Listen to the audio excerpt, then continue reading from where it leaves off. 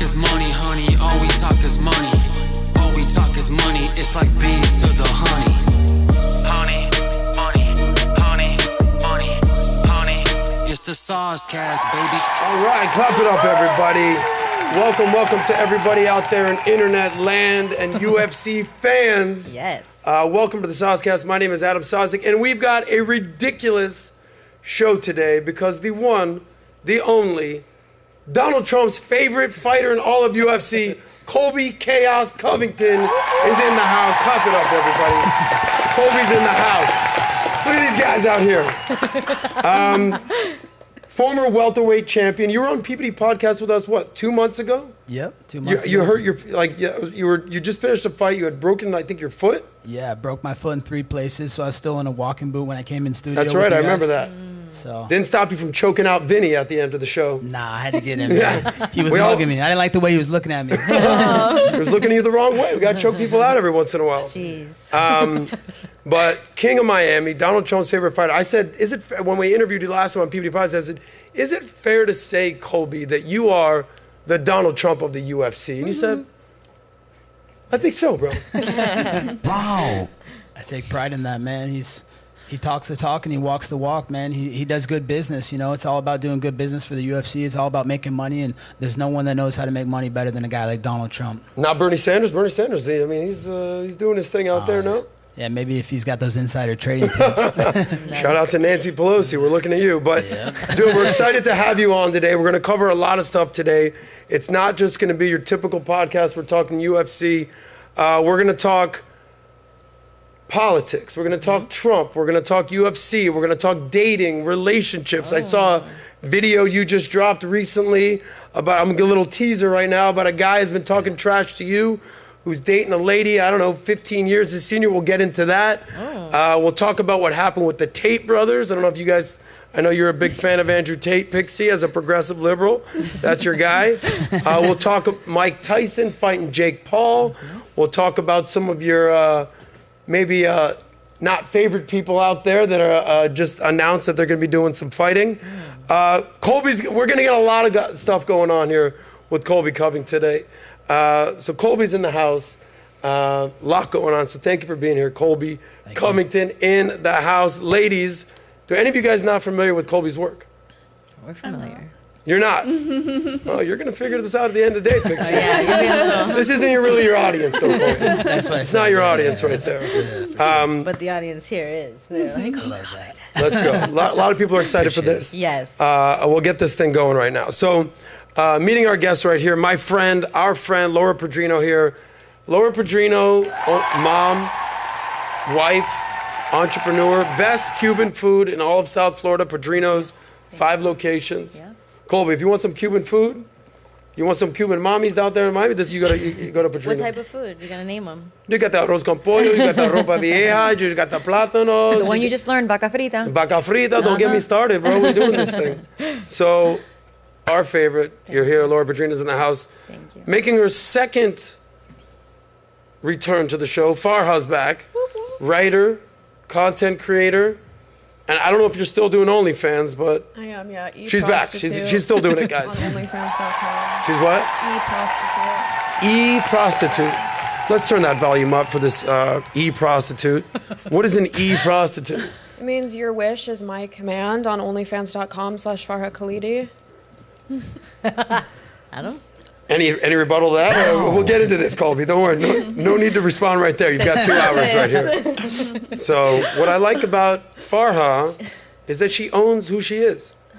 Hate her, love her, tipping her. The pay pigs love you. The boys in the chat hate you. I mean, you know what you got going on.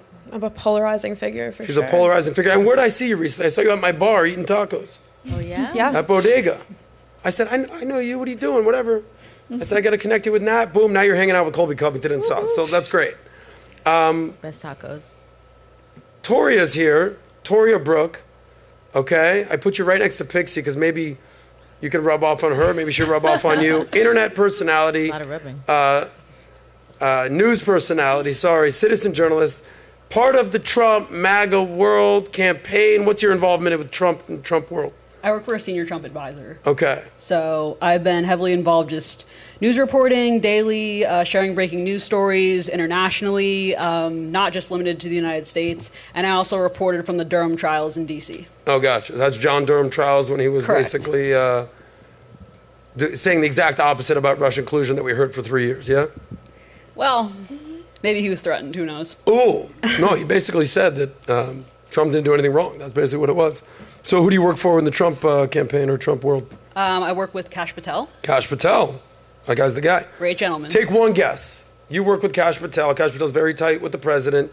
Take one guess. I'll give you one guess who Donald Trump's favorite UFC fighter is. I'll give you one guess. Go ahead.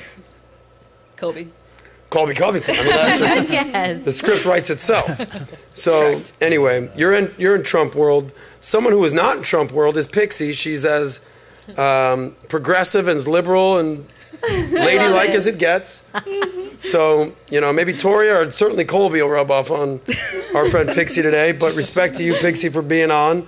Pixie, what's new in your world? I'm currently working with an organization called Progressive Victory. We're linking streamers and politicians together. So I've just been running around doing stuff like that, basically all over. Cutest, goofiest girl I ever met in my life. I was just Cutest ever. Sweet girl. Who's the politicians that you're linking So basically, streamers up with? Is that what you said? Okay. Yes. So one example is that we had an event in Ohio and we had like Maxwell Frost call in and talk to like Steven Destiny. We also had Tim Ryan talk for a little bit. So yeah, we're just running around having them Tim talk. Ryan, the congressman out of Ohio, that tried to take Nancy Pelosi's position. Is that what's going on? So is it fair to say that you're not voting for Donald Trump this time around? I think it's fair to say that All I'm right. not. Well, Colby, let's teach How you these girls some feeling? things, baby. I mean, why not though?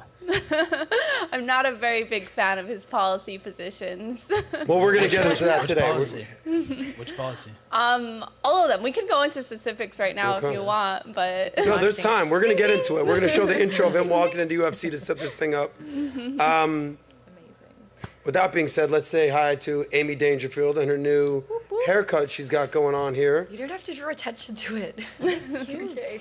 It's okay. People got eyes. People got ears. They see what's going on. That's okay. There'll just be a few extra people roasting Okay. me now, but okay. Now, Amy, I assume you're a fan of Colby Covington. I don't know anything about the about sports in general, let alone the UFC. Nothing. I know you're shaking your head at me. Listen, I as you made the assertion before, typically, if someone has an interest in one political party, there's certain other things that overlap. I don't fit into every single pretty little box. I don't really like sports. Doesn't mean that I don't believe in conservative values. But I'm very interested to learn a little bit more today from you. All right, way to be PC right there. So we got some liberals, we got some conservatives, we got people in the Trump campaign, and then last but not least, we got Natalia Del Valle in the house. Howdy. Howdy. Howdy, friends. Nah. No, I'm just kidding. Take one guess. Who's Donald Trump's favorite UFC fighter? I'm just giving one last I guess. think it's pretty obvious we get to sit next to him today. That's Colby right. Covington. We got Colby Covington in the house. Yes, so, yes. Super excited anything you want today. people to know, and then we're going to get started with the Yes, show. happy SOSCAST Day. Thank you all for tuning in. Today's going to be a very, very fun, special episode. I'm super excited to even hear some of your point of views on today. Thank you for taking the time. And I'm ready to get this party started. I know he's ready to get started. He's like, Yeah. well, what kind of policies is it that you just That's why let's get to a policy debate. Let's get this party Well, started. we got time for that. We're going to get into it. By the way, Malik's in the house. Say hi to Malik, the ebony to my ivory to... There he is. He's just too cool for school out there doing his thing. We have a little Minnect shout out that we can do. Oh, yes. By the way, if you want to connect with myself, with PBD, Soon to with the be. whole home team, with the Tate brothers, with maybe Colby's going to be on there. We have UFC fighters on there. We've got thought leaders on there. We've got business leaders.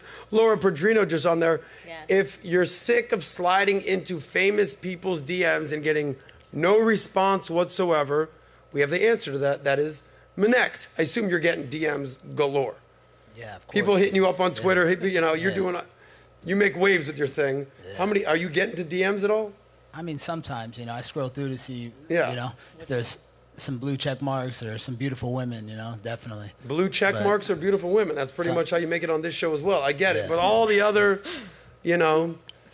regular folk out there, their messages are not getting read. So if you want to reach out to these people that are on Minnect, there's pretty much 100% success rate that they will return your message. So shout out to Minnect and Minnect team and PBD and everything we're doing there. All right, guys, you ready to start the show? Oh, yes. Colby Covington on the SOSCAST with the ladies. Let's get into it. So, you know, they say, don't bury the lead. We're not going to bury the lead today. Someone that we've interviewed multiple times. We've flown to Madrid. We were the first, PBD and myself were the first people to interview Andrew Tate after he was canceled. That was in September of 2022. Then we were the first podcast, long-form podcast, to interview him after he was released from jail. That was last year in 2023. So fair to say, full disclosure, we like the Tates. We're rooting for the Tates. And I think what's going on with this guy is sort of absurd. Similar type of thing has happened recently to Russell Brand, but what happened to the Tates is a complete anomaly. But we haven't really said Andrew Tate's name in months, right? He's been off house arrest. He's able to travel, do their thing out in Bucharest, Romania. And then boom, 2 days ago, breaking news, they're arrested again and they're attempting to extradite him into the UK. So do we have that article, Malik? So Andrew Tate's been detained in Romania on quote unquote, here it is guys, wait for it, sexual aggression. Was it recently? How recent was it? 2012.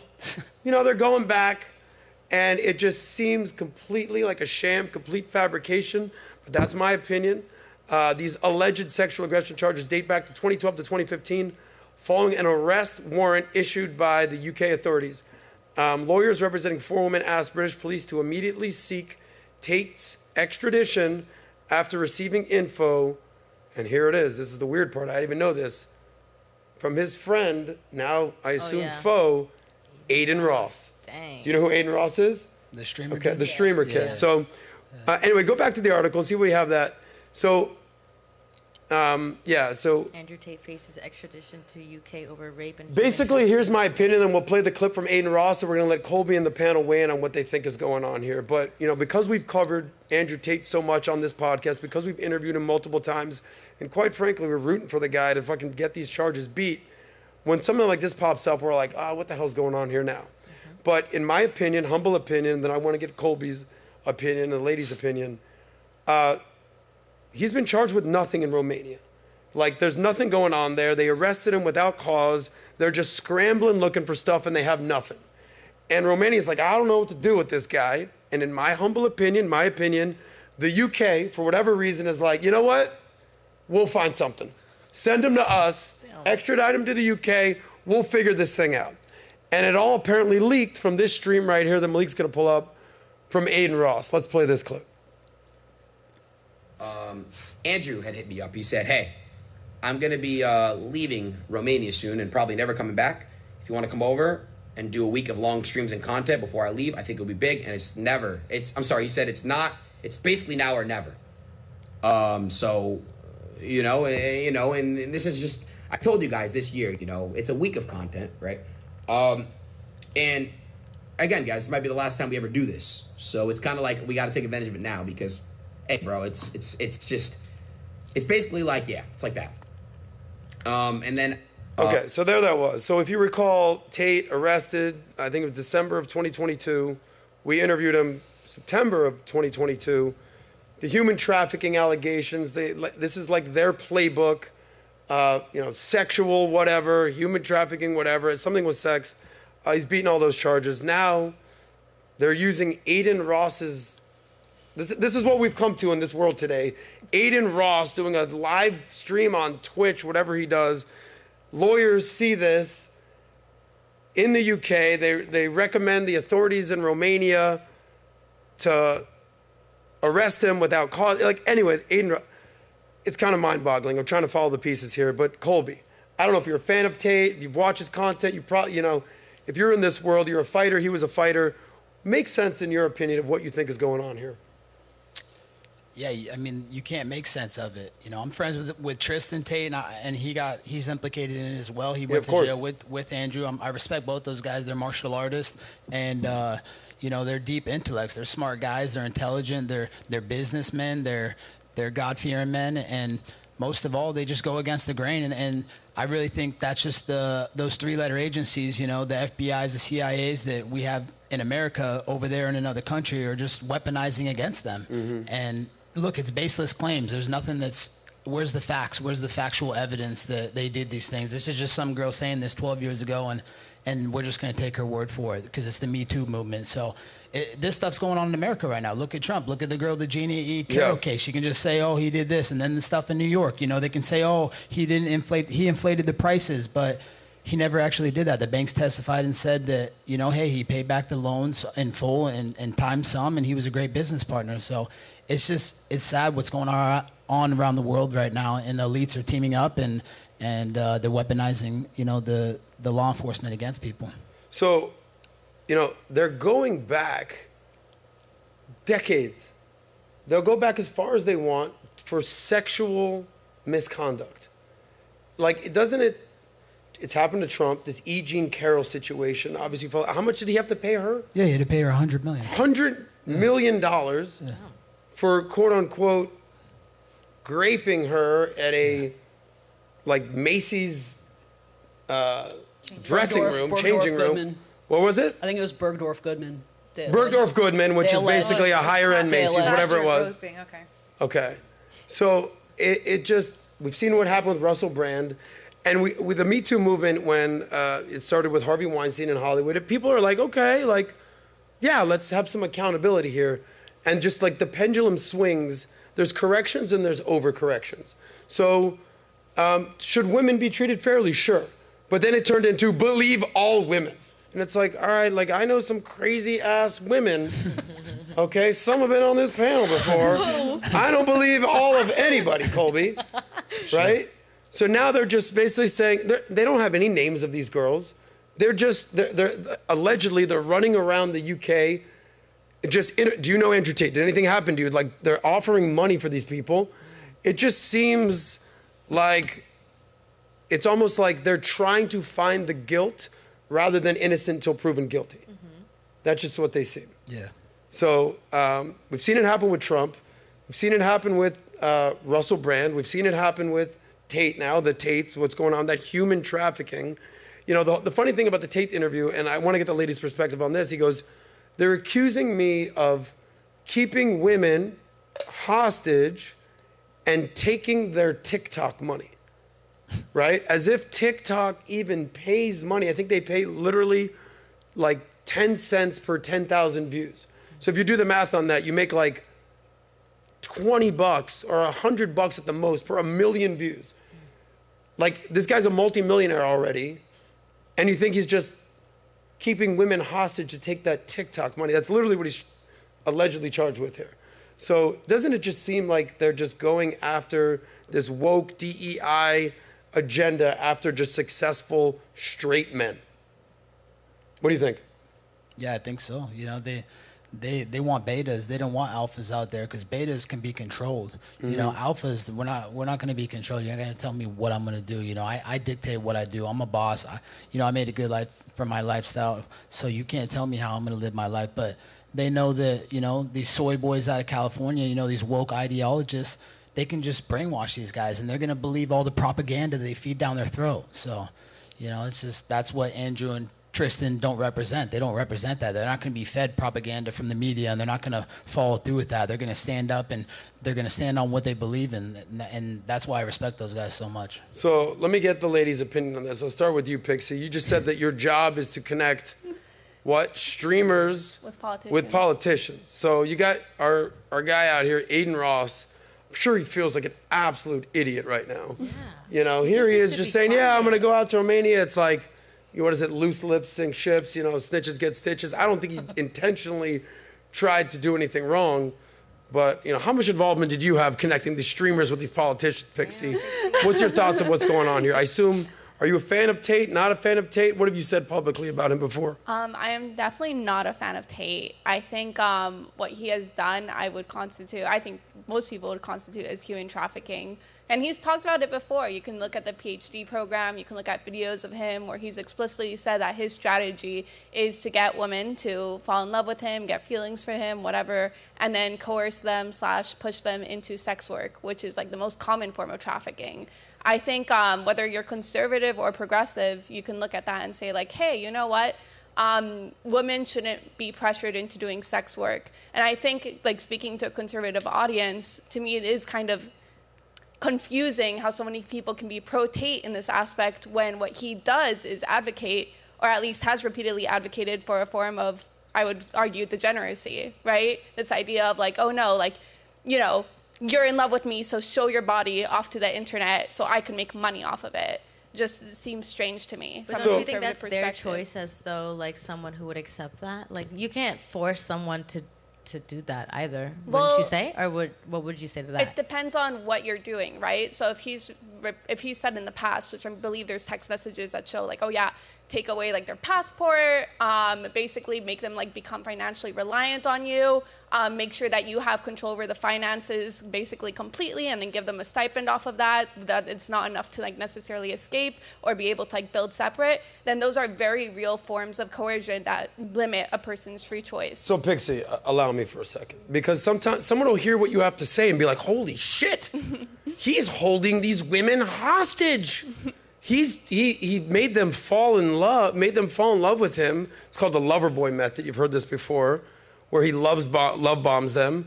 So then they literally pick up from where they're at, move to Romania, and then they're held hostage. The reality is this: women have a choice in this matter. If they're in love, they are under no obligation to work. I want to get Farah's opinion. She does OnlyFans. Okay, I assume you take dudes' money gladly. Willingly, no problem, right? But see, the whole scenario here is that these women, there's a lot of women out there, or a lot of people that will probably hear what you have to say, and that's like, that's right, he's a trafficker, that's how it works. Okay, he's been found guilty of nothing, zero. So let me ask you, if let's just, in a hypothetical world, Andrew Tate, you fall in love with Andrew and Tristan Tate. You pick up from Miami, move to Romania, and you end up doing webcam business. I don't even think that's what they were doing, because I think the business was years prior.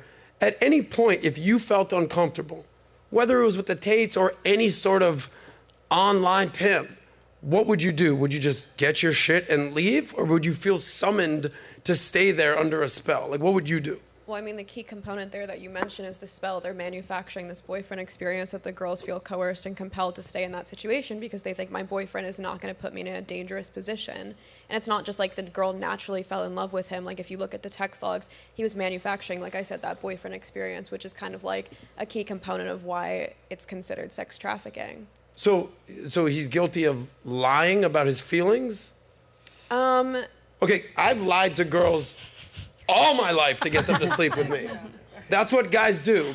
Girls fall in love with their ears. Guys fall in love with their eyes. You're hot, you got some big ass titties, you got a fat ass, boom, I'm in love. That's just kind of how it works.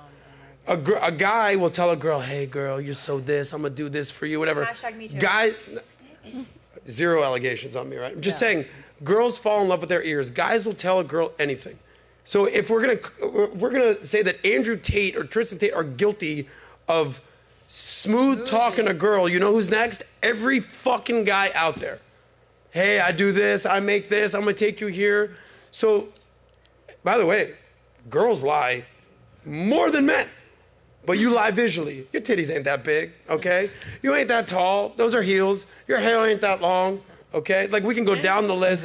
You don't look like that online. I've seen you Facetune some stuff. Like, it's all fraudulent. So if we're gonna start holding people accountable for lying, we're all guilty. But even when you are in love with somebody, there's a point where if you're in love, that's probably why some people go into a relationship for so long. They eventually become fed up, and then they eventually do leave. Keeping someone there held hostage is like, you don't get any food, you don't get to see sunlight, you know, like you still have a choice to be like, you know, I want to be out of this relationship. Even if it's a hard way out of the relationship, it's not going to be easy, you know, if that's the case, but you still have a choice, you know? That's why people stay in a relationship for 10 years. They're like, yeah, you know, it was an abusive relationship, but I stayed. And it's like, well, they stayed. So you also have to see kind of both sides. You know, even if that was the case and he was love bombing, like, you know, at the end of the day, women they like what they hear. They're going to stay. And if they get to a point where they're fed up, they'll leave. I promise you. They'll leave. They'll figure out a way to leave. Thank you, Nat. I wasn't Amy, just what they hear either. I'm sure he was buying them things. They were in a nice house, like all these things. Like you said, they weren't strapped to a wall, like confined somewhere. Because and then, you're to make your videos now. Okay, no, go back. But no, even they to were fly, probably okay, having I'm going to pick up and move. You better make sure you're getting paid before I go pick up and move. No, I want to see some type of like, why am I moving? Oh, you do this. You have this. I see your money. I see. Okay, even if I go and I give you all my responsibility, I know for sure I'm going to live a certain lifestyle. I'm going to get a certain amount of things from you too. I don't think these girls just pick up out of Miami and be like, all right, I'm gonna be just like not eating. No, like, it was a two-way street, so they got tired of it. Yeah, you know. And at the end of the day, I also don't know who these women are. These women are also uncovered women that we don't have anyone to fight for that side too. So it's kind of a hard argument to be like, well, she's right. Like, look at her. You know, look at the marks from them holding her hostage. It's like the argument is so weak been no on the other allegation. side for By the way, actually, on the contrary, it's all BS. It's all fabricated. But you know, people only read the headlines: human trafficker, you know, misogynist. But then when you ask them, like, well, what did he do? What did he say? They're always like, I don't like him. You can't be guilty of crimes because you don't like what somebody says.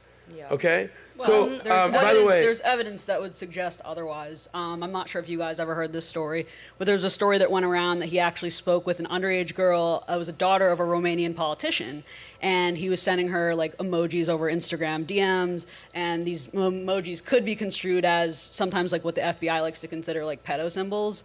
And during his first arrest, or one of the later arrests, when the two other women were involved, I believe some people were alleging they're like Ghislaine Maxwell's, similar to like Jeffrey Epstein. These two women were also posting the same symbol, it's a strawberry. So I did a little digging into it, and I think that Andrew Tate is a false idol. I believe that conservative men desperately are looking for someone who's holding Christian conservative values, like traditional values, and he fills that void because he has talking points that fit what they want to hear. And I think we as a culture really need more people that are good examples. So I have you're blowing my mind right now because I got to tell you, you work for the Trump campaign. I don't work for the Trump campaign. Sorry. You work I want to correct, and then my views are my own, so I want to make that clear. All good. But what I'm saying is, like, I would say that Tate and Trump are kind of built from the same cloth. Masculine guys say what they want to say, surround themselves with hot ass chicks, have nice cars, planes, what have you.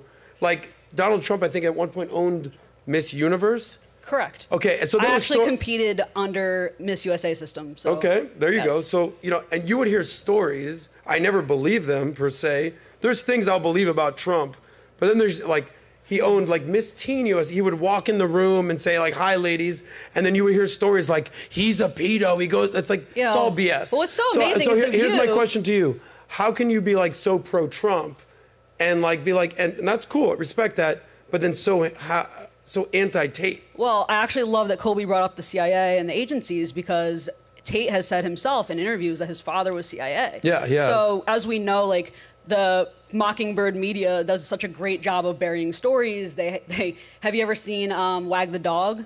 It's a movie all about how news is created to distract from other things. So, I mean, a man like that has plenty of access, considering his network, to do whatever he needs to do to give out the right stories. I think Donald Trump is an example of a true alpha, and true alphas don't need to say that they're alpha.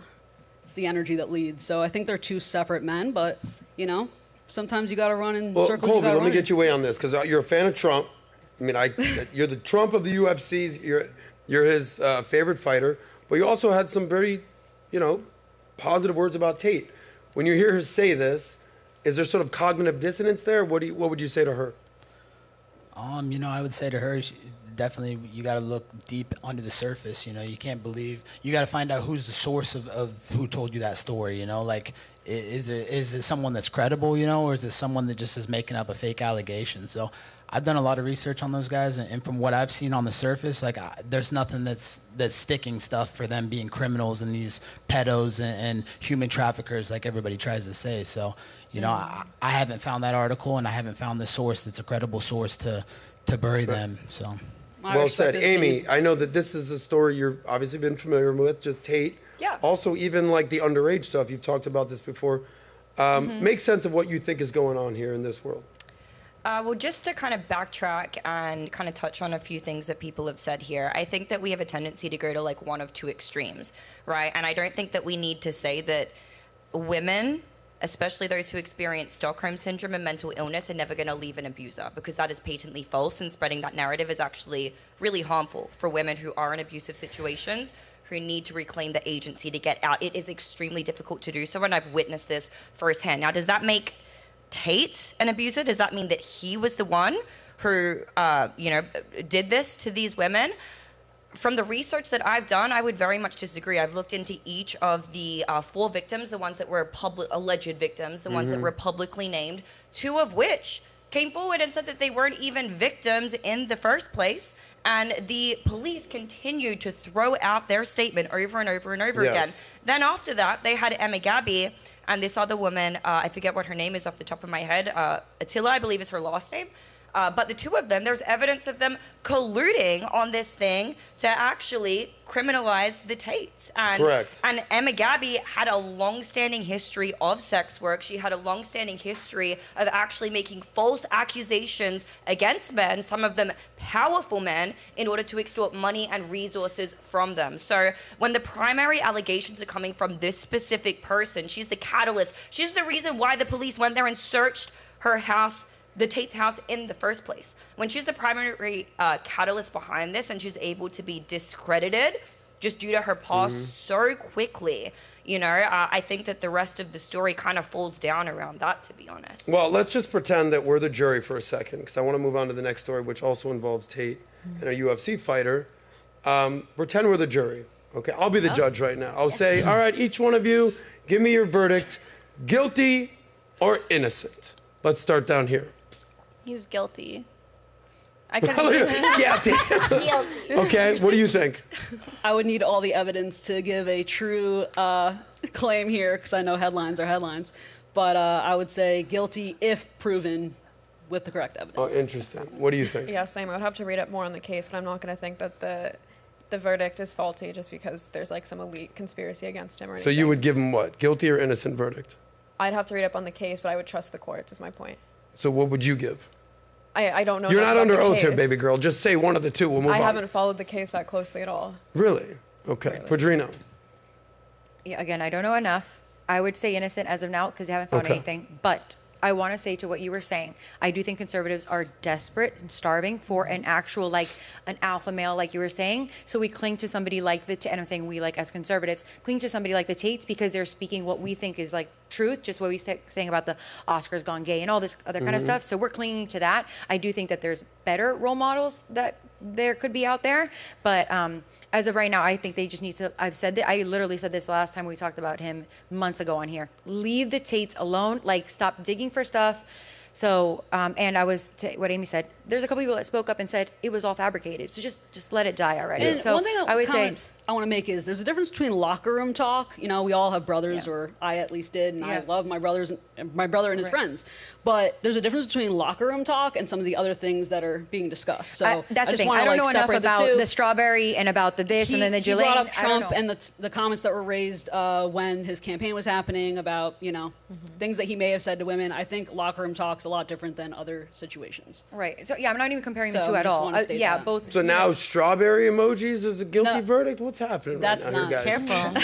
Okay. No, I thought it was said in public. I mean, look, I've sent an eggplant or 2. I'm fucking going to jail forever now. No. I don't understand. It's your choice to reply. Whether they send you the purple one, the pink one, the yellow one, whatever they want to send, it's your choice to also reply. Like, you could use that and say, no, thank you. Or you can play along and try and get the evidence. But then what's like... So it's like, when do you also take like accountability as like, hey, I'm entertaining this too? And this happens all the time. You know how many rappers are in girls' DMs? They're like, hey, you want to fly out? And girls are like, yeah, I do want to fly out. And it's like, is it his fault or is it her fault? Like, I don't know. I'm just being like honest because if I stop. Like, I'm just being honest because, and it's important that even girls learn that skill to say, no, thank you. You know, like, it's intriguing. You have someone like a Tate, like, hey, you want to come to Romania, fly you out, take you on a yacht, and it's like, I've never been anywhere. You also have to be, as women, take accountable, say no thank you. If they're being creeps and it's going to come out. It's going to happen by itself. Guilty or innocent in your eyes? I say innocent until proven guilty. That's just I how would it like should to be. see the women who've been offended. Amy? I would like to see them. Yeah, I actually have a whole video about this where I go through the court documents on my YouTube, and actually the prior cases brought against Emma Gabby. I think that he's innocent, in my opinion. Okay, and Colby Covington, he gets the final vote here. Yeah, innocent until proven guilty by a court of law. That's right, not court of public opinion. This ain't no kangaroo court. By the way, I'll just say one thing. Women, I'm going to need you to take some accountability in general, because you can't have it both ways. Hear me out. On one hand, who runs the world? Girls, girl bosses, the future is female, and then it's the patriarchy. They're coming after us. I don't know. I feel like a second-class citizen. I don't really have a choice here. Pick a path, ladies. Are you the girl boss that runs the world, or does the patriarchy run the world? Like, you're kind of playing both sides here. So when it works for you, it works against you. It's like, oh my God, I'm just a sweet little innocent girl. I can't do anything for myself. But when you want to basically shit on men and hold them accountable, it's like, I run the world, girls. So pick a path, ladies.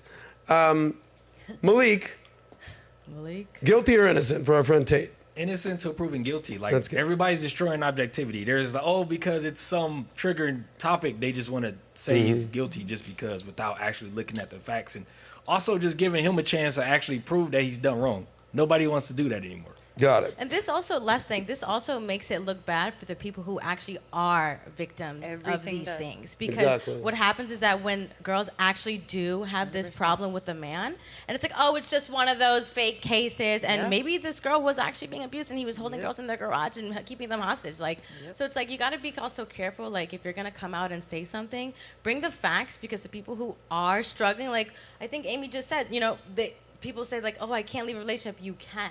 It's just showing that, hey, when you talk, we listen. But when you talk and it's bullshit, it's and by the way, one last thing. We played videos on the show before. You remember this, of girls that we played. It was on what's the Adam 22 podcast?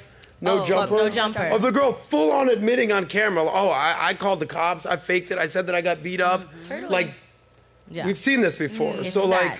like, ladies. One very fascinating thing, very quick, just to wrap this up. It's interesting that now he's being extradited to the UK. In Romania, there is no jury system, right? It's just purely by judge. The judge. And based off the facts, obviously he's been able to be released on house arrest, all these things. Now he's going to have to face a jury. And what do you think the court of public opinion is about Andrew Tate? Depends if it's a male or female jury. I'll tell you this.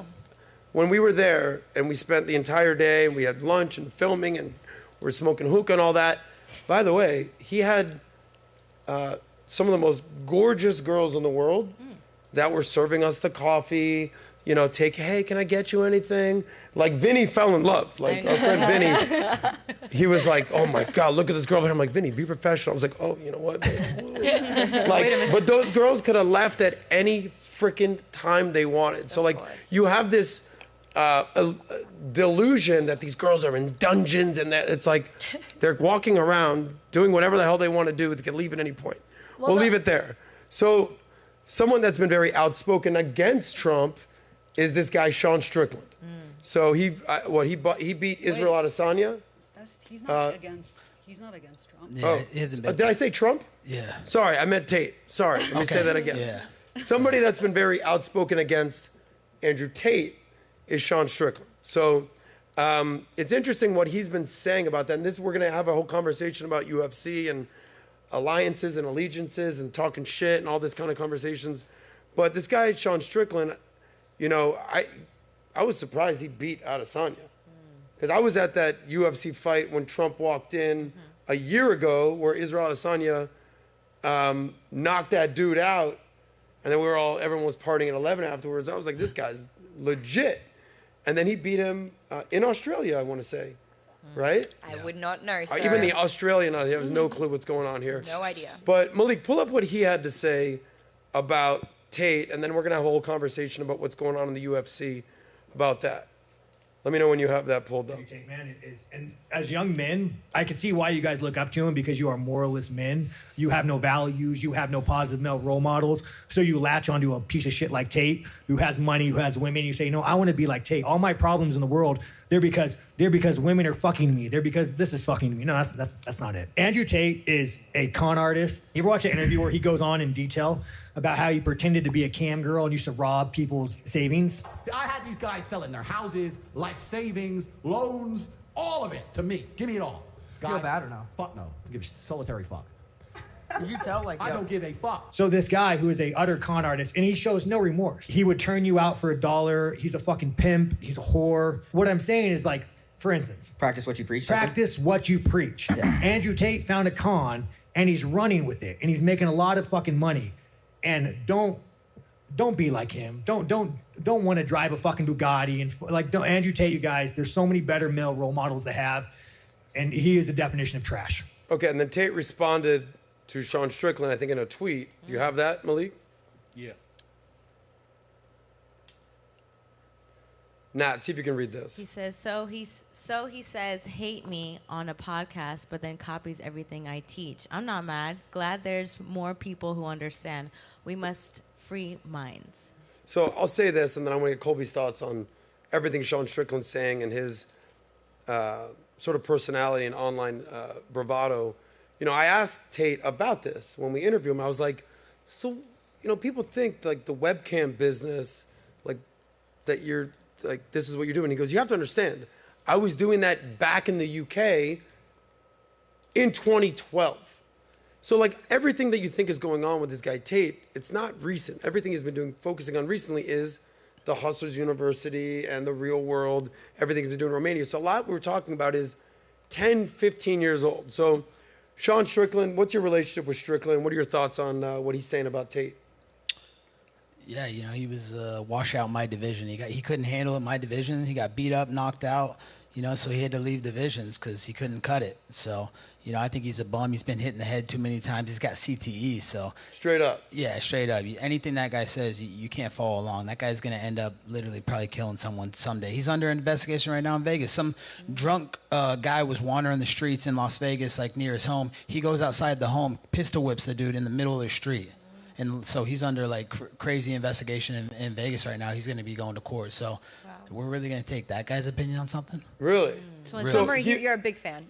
No, so he was a welterweight. He was in your division. That's what, 175 and under? What is that? 170 pounds and under. 170 and under. And then he went to what, 185? He went to 185 because he couldn't cut it at 170. Everybody knows in the world, like, most men are like 170 pounds and below. That's the premier division. So those are the most athletic specimens, the quickest, strongest, fastest athletes in the world. So he couldn't cut it in our division. He got beat up a couple times and knocked out. So he's like, hey, let me try and go against these slower guys in the bigger division. And, you know, he had a little success, but it doesn't mean he's a rock star like he thinks he is. And for those of you that aren't necessarily familiar with, like, who's in this division, you were the welterweight champion at one point. Usman's in this division. We've had him on the podcast. Your old friend, we don't necessarily need to go there. Masvidal's in this division. I know you fought him, and we know what happened there.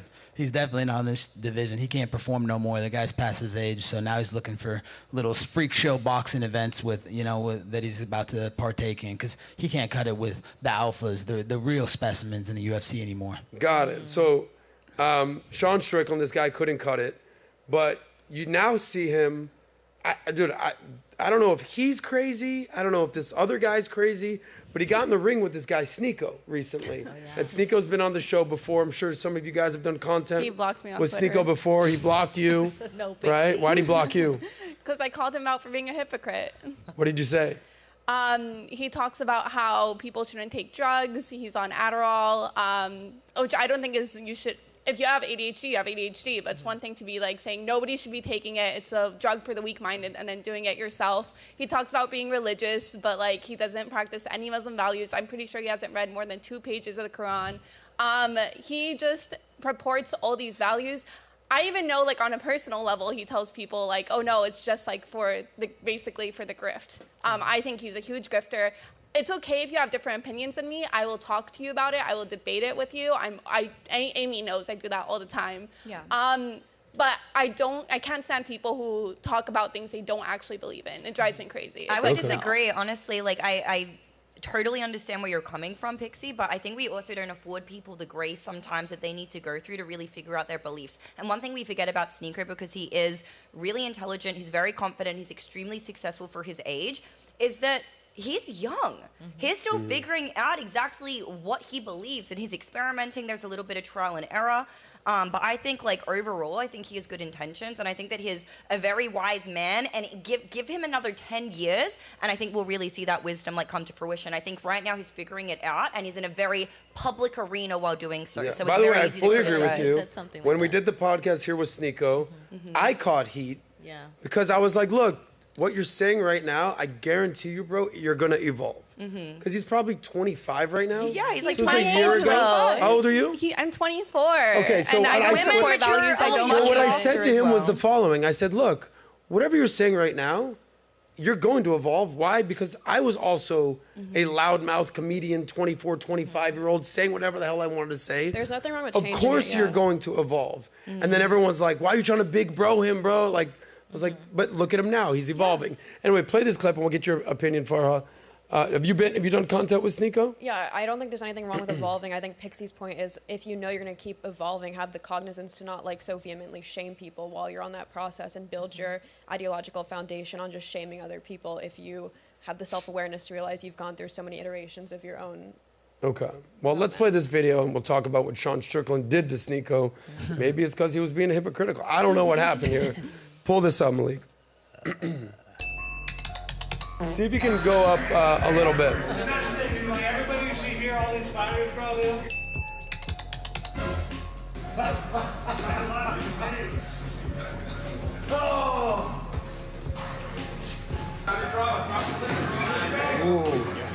Have you seen this before, Colby? No, I didn't. You haven't seen this? I saw like a little bit of the Okay. clip, the ending, yeah. Yeah, wait till the end.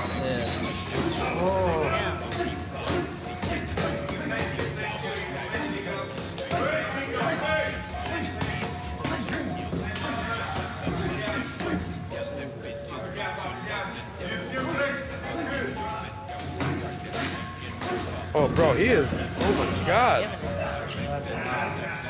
So, What you doing to tell? Way to show some balls, dude. The guy ran. Fucking guy hits hard. and then Malik, pull up what Rampage Jackson had to say. So while you pull that up, Colby, like, number one, shout out to Sneako for fucking getting his ass whooped and not even getting knocked out right there. I mean, dude, dude, this is, at one point, was he a champion, Sean Strickland? Yeah, he took it from like Israel, like you were talking about. He He went beat upset Israel Israel. Adesanya. This guy's you a know? champion. Who's, maybe a little got a couple screws loose. But have you ever spar with somebody like a guy like Sneako was definitely not even a professional, not anything. What's the protocol right there? Do you just go ham on the guy? You step in a ring? No. How does that work? Yeah, I mean, you got to show restraint. You know, I've had a couple content creators come to the gym and train with me, you know, and it's just light. You're just moving around, giving a feel, showing them. You're not really actually exploding on them, trying to knock their head off. Yeah. And then you're not going past when the towels are getting thrown in. They threw in the towels, like the fight's over, and Sean's still punching him, not showing any restraint. So it just shows the scumbag that he is. You know, he can't control himself. And, you know, you can say whatever you want about Sneako, but the guy's got a great chin. He didn't go down, and this guy's an MMA champion going up against a blogger, a YouTuber, versus someone who's been doing this his whole life, 20, 30 years of fighting. So, you know, there's a lot of messed up things that went with that. And you know, Sean Strickland's at the forefront. That guy's just a scumbag. You shouldn't do that. I don't know Sean Strickland. We've never interviewed him. We've interviewed a lot of the UFC guys. Right. You know, George St. Pierre. We've had Ngannou on. We've had Usman on. We've had Colby Covington on. Yeah. We just had, right before the fight, we had Sugar Sean O'Malley. We've had all these guys. Mm-hmm. I've never had a conversation with Strickland. That just would seem like, dude, what are you fucking doing? You're knocking the shit out of this kid.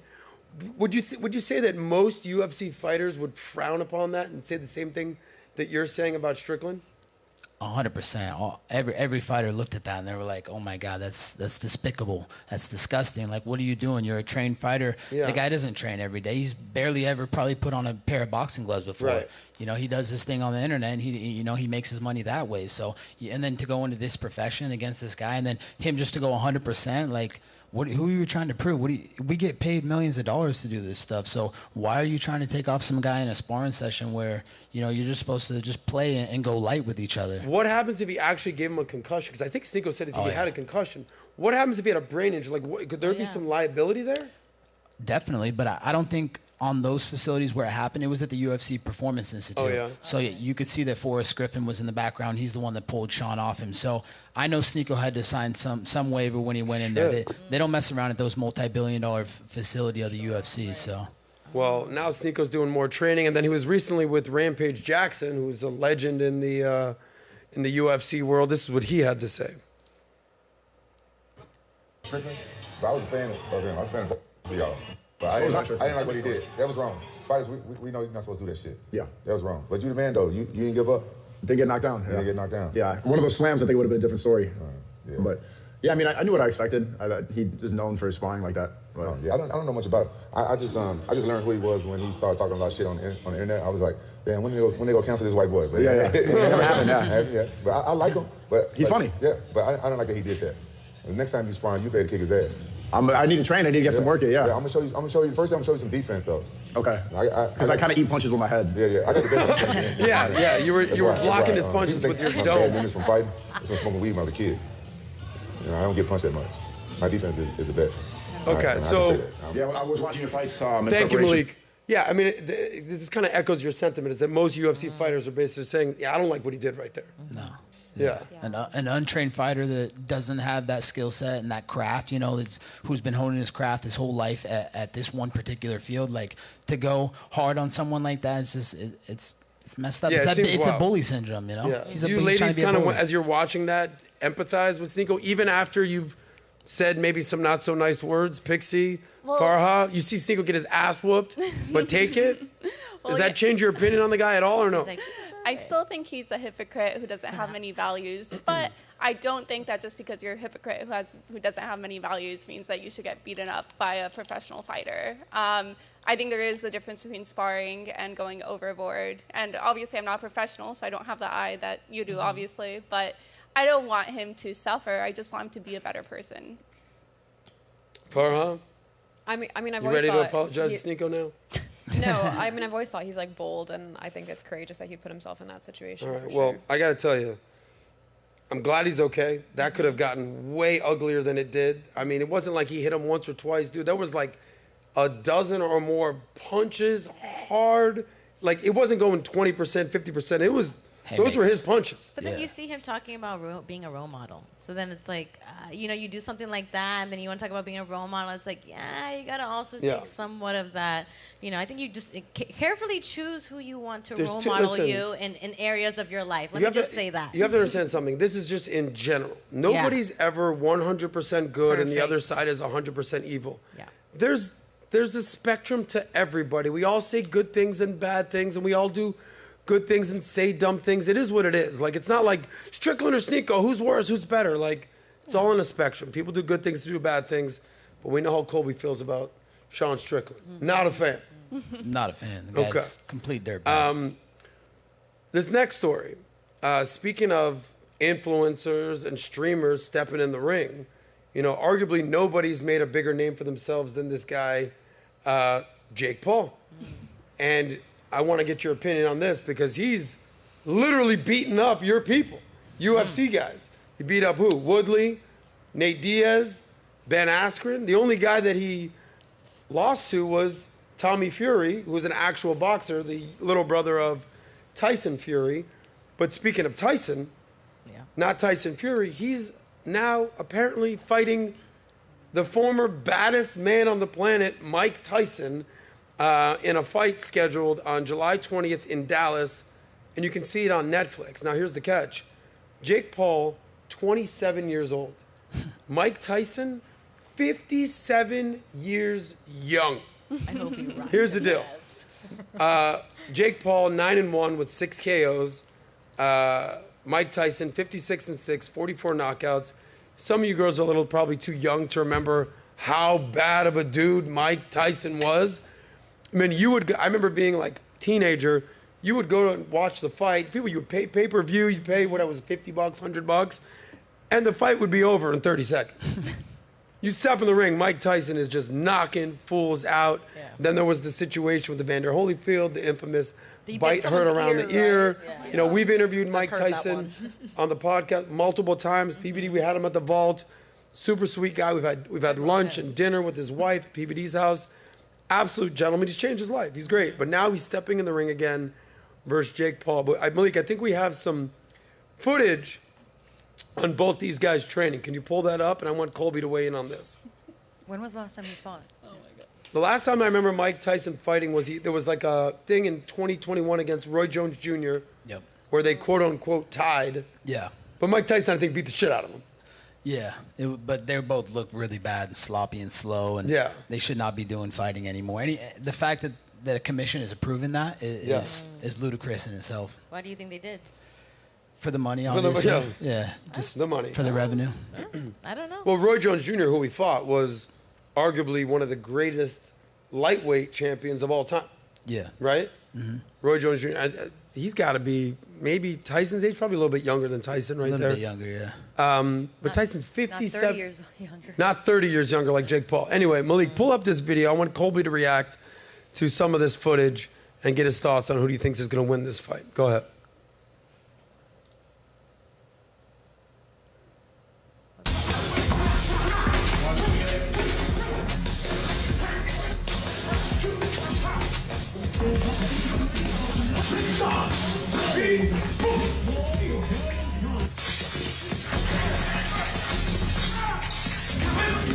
Look, I don't know if that video is on 2X right now. I swear. Is that video is that normal speed right there? I swear. By the way, scroll to the top. See if you can just single in on what Tyson looks like these days. If you go to the top of that video, I think there's just. He's so sweet too. You met Mike. I met him and he's like so sweet, but to see him like activate, you're like, oh shit. You just want to step back and let him. I mean, go to look work. at Colby. Colby's I know. well behaved. I know. Sweet. I know. Nice guy. You get in this Mike ring. Tyson was like, I've been Colby takes people's heads off for a living. I know. He's one of the best in the world at this. I know, but This is part what of these it guys do. Is that it's just like you see like something like that, and then he's like, come here, take a picture with me. You're like, oh, like you've beaten people's asses really bad. And like I look You at have the too, video I'm like, of just Tyson, Malik? You could talk, bro. Yeah, I got it. Okay, go ahead. I want Colby to react to all this. It's day one. The fun just begun. I can't with his list. I love it. You know, like Mike's list is thanks, Malik. Endearing. Yeah, he's endearing. So Colby, endearing. you know, you said that you didn't like the way he looked against Roy Jones Jr. Maybe he's cleaning up a little bit. So, two-part question. What are your thoughts on what's going to happen with Jake Paul, Mike Tyson? What do you expect? And just influencers getting in the ring, specifically Jake Paul, he's beating up on your people, UFC guys. Give us your perspective. Yeah, I don't like it at all. I think, Mike still looks like a superhuman for 58, but he's still 58 years old, and, he shouldn't be fighting anymore. I don't think it's safe. I think it's dangerous. At that age, your heart might explode. He gets hit in the head. He might have a brain bleed. I mean, the guy, that's what I hope for. I hope that Mike Tyson makes it through injury-free and doesn't get hurt. But I don't like the fight. Jake's in his mid-20s. He's doing every chemical known to man. He's literally a lab project. They're just juicing him up, him and his brother. Yeah. Everybody knows that. The machine's behind him, juicing him up, putting every chemical known to man. So I think it's going to end bad. I think, Jake's going to probably knock him out within the first 2 minutes. And if he doesn't, then it'll be because he's carrying him and he's trying to make the freak show look like it's a competitive fight. But I hate the fight. I think it takes away from Mike Tyson's legacy when a guy like this comes in and beats him. A quote-unquote YouTuber, comes in and beats the baddest man on the planet and the most feared man. Do you think Jake Paul's going to beat Mike Tyson? Oh, come on, man. He's in his 20s.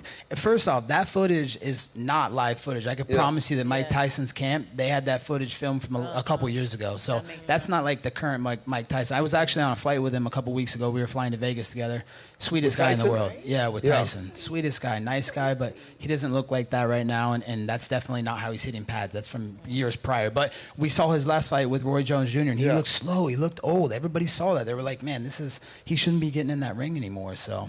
But in general, what do you think about those like YouTubers and all these stream people fighting him? Is it disrespectful to the sport? Is that how you see it in general, or just like this one because he's older and he's gonna get beat up?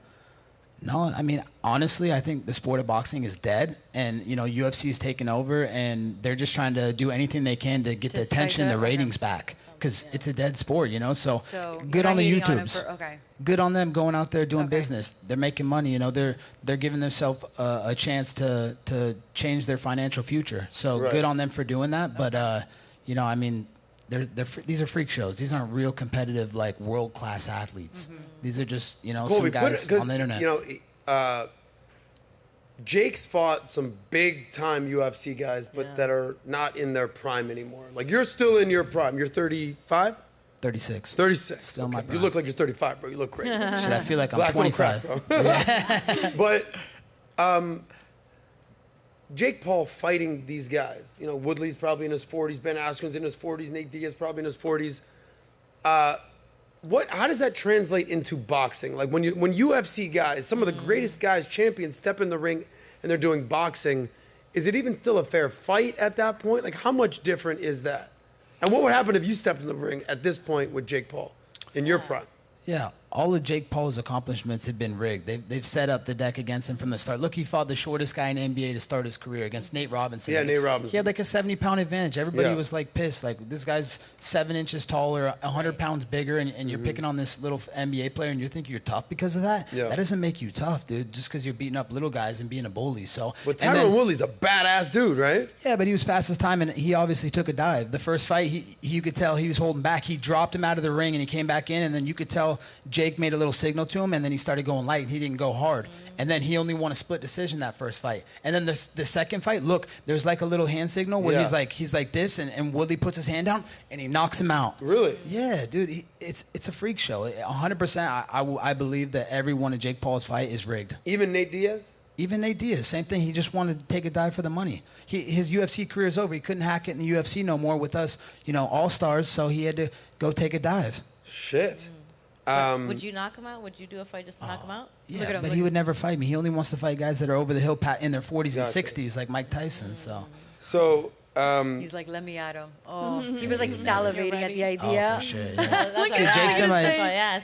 He's like, Hey, Jake knows. I've seen Jake out in Miami. He knows who Daddy You've is. seen He him. knows who the King of Miami is. Yeah, I've seen him, dude. He Have knows. you guys had some words? Say some No, things? he's always been like friendly. He's always like, "Oh, what's up, Colby? I respect you, man. Love what you've done with your career." Yeah. And like super fucking respectful because he knows what would happen. Like if something in the streets, like you're getting dropped on your head, I'm gonna kill you, dude. If he asked you for a fight, See, would you take it? Colby, all of a sudden, yeah. I know. I'm just I'm asking him. I just asked him if he wanted to fight, would you fight? Of course, but he's never gonna want to challenge someone where he knows he has zero chance to win. So a couple other topics while we're saying right here. You said that boxing is dead. We've had Ryan Garcia on the podcast. We hung out with him recently. He's one of the biggest names in the business. He's sort of having some of a mental meltdown these days. Have you followed that story? A little bit here and there. It doesn't look good. Who knows what's going on? He's expected to fight on 420, which is Delhi's favorite holiday. So we'll be all getting together on that day. What are your expectations for that fight? Do you actually think he's going to make it to the fight? Ryan Garcia? Yeah. I don't know. Seeing the stuff he's been talking about lately, I don't know if he should be at a fight or if he should, be seeking help from a psychologist or something. But you think it's like a mental thing? You think he got knocked around too hard, or what? What has he said recently? Maybe it was he got knocked around, or maybe he's seen some crazy stuff as a kid that he has mental trauma that he can't get past. So he was making allegations to, I think, Grover Island or something where like they like rape little kids and they did some. Well, he was talking about what Alex Jones was talking about out there on the Bohemian West Coast. Grove. Bohemian Grove. There it is. Bohemian Thank Grove. you. That's what it is. Yeah. Yeah. Bohemian And PBD's in his ear, and he's like, "Listen, bro, for the next month, don't talk about anything other than your fight. No religion, no God, no pedophilia, no drama, no politics, no nothing. Focus." And he came and did a response. He's like, "Just so you know, for the next 30 days, pull up a picture of Ryan Garcia just so ladies know. Good-looking kid, great little fighter." And he's like, "For the next 30 days, I'm going to stay focused." That lasted like 3 days. And then he started doing some other stuff. But like, if you're about to do a fight, if you're 30 days out, if you're a month out, I mean, how focused do you have to get? There's Ryan Garcia right here. One of the biggest names in boxing these days, right? Like, if you were going to say something to him, just as a fighter, right? If you were in his corner, his cut man, his manager, his coach, what would you say to a kid like that? I would say, man, go lock yourself up, isolate yourself from the world, man. The only thing that matters is about getting your hand raised and proving the critics wrong in this fight. So I would say you need to chill out, and don't be spending so much energy and time in these interviews and saying these crazy things online on social media. No, get away from that. That's not real life. Live in the moment. Live with your training. It's a vigorous schedule. You're training twice a day, getting ready for these fights. You're doing sparring. So like, all your head needs to be into your spar and your focus. If your head's somewhere else, you're going to get knocked around. You're going to get hit around. It's not a safe sport to do. So, I would just recommend that, you take this more serious and stop messing around on the internet. Jesus. No, and then we talked about Jake Paul, and he fought, was it Nate Diaz? Or he fought Nate, Yeah, okay. Nate, yeah. The And little now brother. I just saw breaking news. I don't know if you can, this came out, I think, yesterday, I believe. Nate Diaz is fighting Masvidal, who's, we talked about this on the PBD podcast, not your friend, needless to say. At one point, you guys were friends. Yeah. Roommates at one point, best buddies. Best buddies. Stabbed you in the back, apparently. Yeah. Now, Malik, you have that story? So Diaz and Masvidal ditched the MMA for a rematch in boxing. Nate Diaz and Jorge Masvidal will fight again on June 1st in Inglewood, always up to no good, California. The two fought in UFC 244 in 2019, and Masvidal won on a TKO doctor stoppage. The event, distributed by Fanmio as a pay-per-view site, will be dubbed Last Man Standing. So what are your expectations? You fought Masvidal, you beat him, right? Have you ever fought Nate Diaz? Nah, he was scared of my shadow. Same stuff, he would never fight me. Never fight you. Nah, he's a Stockton soy boy, man. He knows he can't mess with MAGA bombs, America's champion. He's not ready for that. He's not ready for that. But he had Stockton, California out there. Those Diaz boys. Bro, he's a journeyman. He had double-digit losses on his record. He had like 25 losses. He was like 26 and 25. Like, where's the honor and legacy in that type of record? Guy's a bum. Both these guys are bum. They're washed up freaking journeymen in the sport, and now they're looking to go do a payday in boxing. No one's gonna buy that. It's like a $50 or $70 pay-per-view. Who's gonna spend $50 or $70 when we have inflation going on in America right now? Like, people can't even make it past the grocery store and past the gas station in Biden's America. How are they gonna spend $70 on a pay-per-view? No one wants to see that. No one's gonna watch it. So pull up the headline, the headshot right there, if you don't mind, Malik. Obviously, Colby thinks that nobody's going to be watching it. I don't disagree, by the way. I don't know how many people are going to be interested in this fight. Pull it up, Malik. Give us your expectation on this fight. Who do you think is going to win this fight? If you had to put your money, I know you're not friends with either of these guys, but if you had to put your money on who's going to win this fight, Colby Covington, Diaz versus Masvidal, who would you put your money on? I'd put my money on the fans, because no one wants to see this fight. These guys aren't boxers. You just would refund the money to the fans. I would give the money back to the fans. I'm sorry that you guys have to pay for this circus clown show. This is not fighting. These are not even two boxers. These are two MMA fighters that are going into the boxing ring. So I would say that I would apologize to fans, give them their money back. Good answer. You know what I like about Colby? He doesn't, he's very diplomatic with his words. He's not trying to ruffle any feathers. Not at all. This is what he does. No, So say what you mean what you say. there it was. So, guys, let's transition into actually the UFC.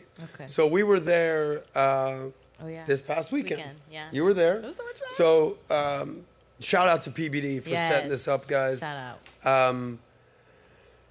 I think 25 of us went. Mm-hmm. We had some of the most ridiculous seats. PBD's been on Rogan. Rogan got us 4 seats last year. I think 5 seats. PBD, myself, Vinny, like our crew went down there. Mario, Vinny, Leo, and this year Dana White, because PBD has a relationship with him, got us 25 seats. PBD was sitting with Trump. Yep. I'm sitting. Vinny's sitting with Candace Owens. I'm sitting there with Cuomo. Logan Paul walks in. Ivanka was there. Ivanka and Jared are there. Mr. Beast walks in. It's the who's who there. Some of your counterparts are there. Masvidal was there. Usman was there. Jim Jordan. I'm literally looking. Yeah, Jim Jordan. I'm looking for Colby. Where's he in the white suit, bro? I don't know where he's at. You said that you were at Mar-a-Lago. I was up at Donald Trump Jr.'s house. His wife, Kimberly Guilfoyle, was having a birthday party, so they had a big event at his, mega mansion in Jupiter, Florida. So Gotcha. I was in Mar-a-Lago the day before, though, with Trump, 2 days before on Super Tuesday. So, I was up in Mar-a-Lago. I'm doing better stuff. I've been in the MMA scene. I've done that. I've headlined big pay-per-view events, sold out the 4th highest gate in Madison Square Garden history in New York. I know I'm a superstar in this sport, so I'm not a fan of the sport. I'm not going to show up like a fanboy group. Yo, guys, let's watch some fighting. This is so, look at these cool fights. No, I don't give a shit about that. When I show up to fights, I'm showing up to do business and fuck someone up. Gotcha. So you're not showing up unless you're getting paid, basically. Exactly. I like that. Exactly. So you know who showed up, not getting paid though, but had a eruptive reception when he walked in was DJT. your friend. That's right.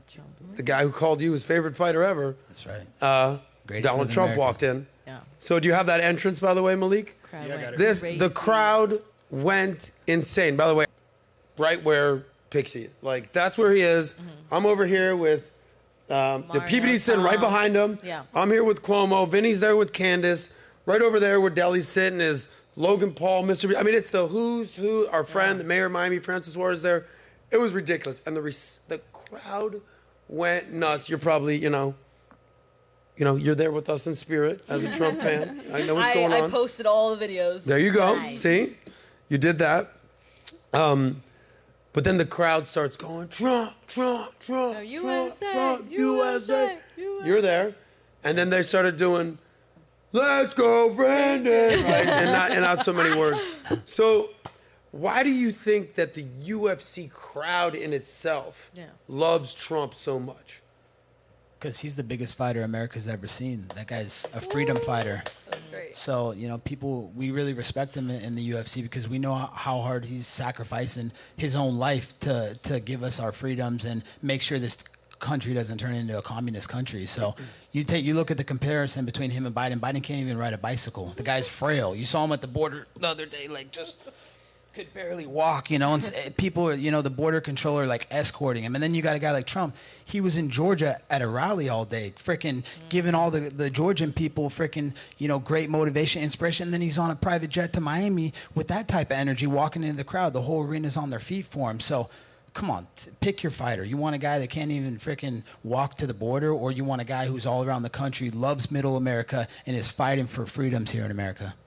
So, the UFC crowd just appreciates a fighter and is pro-American. Is that basically what it comes down to?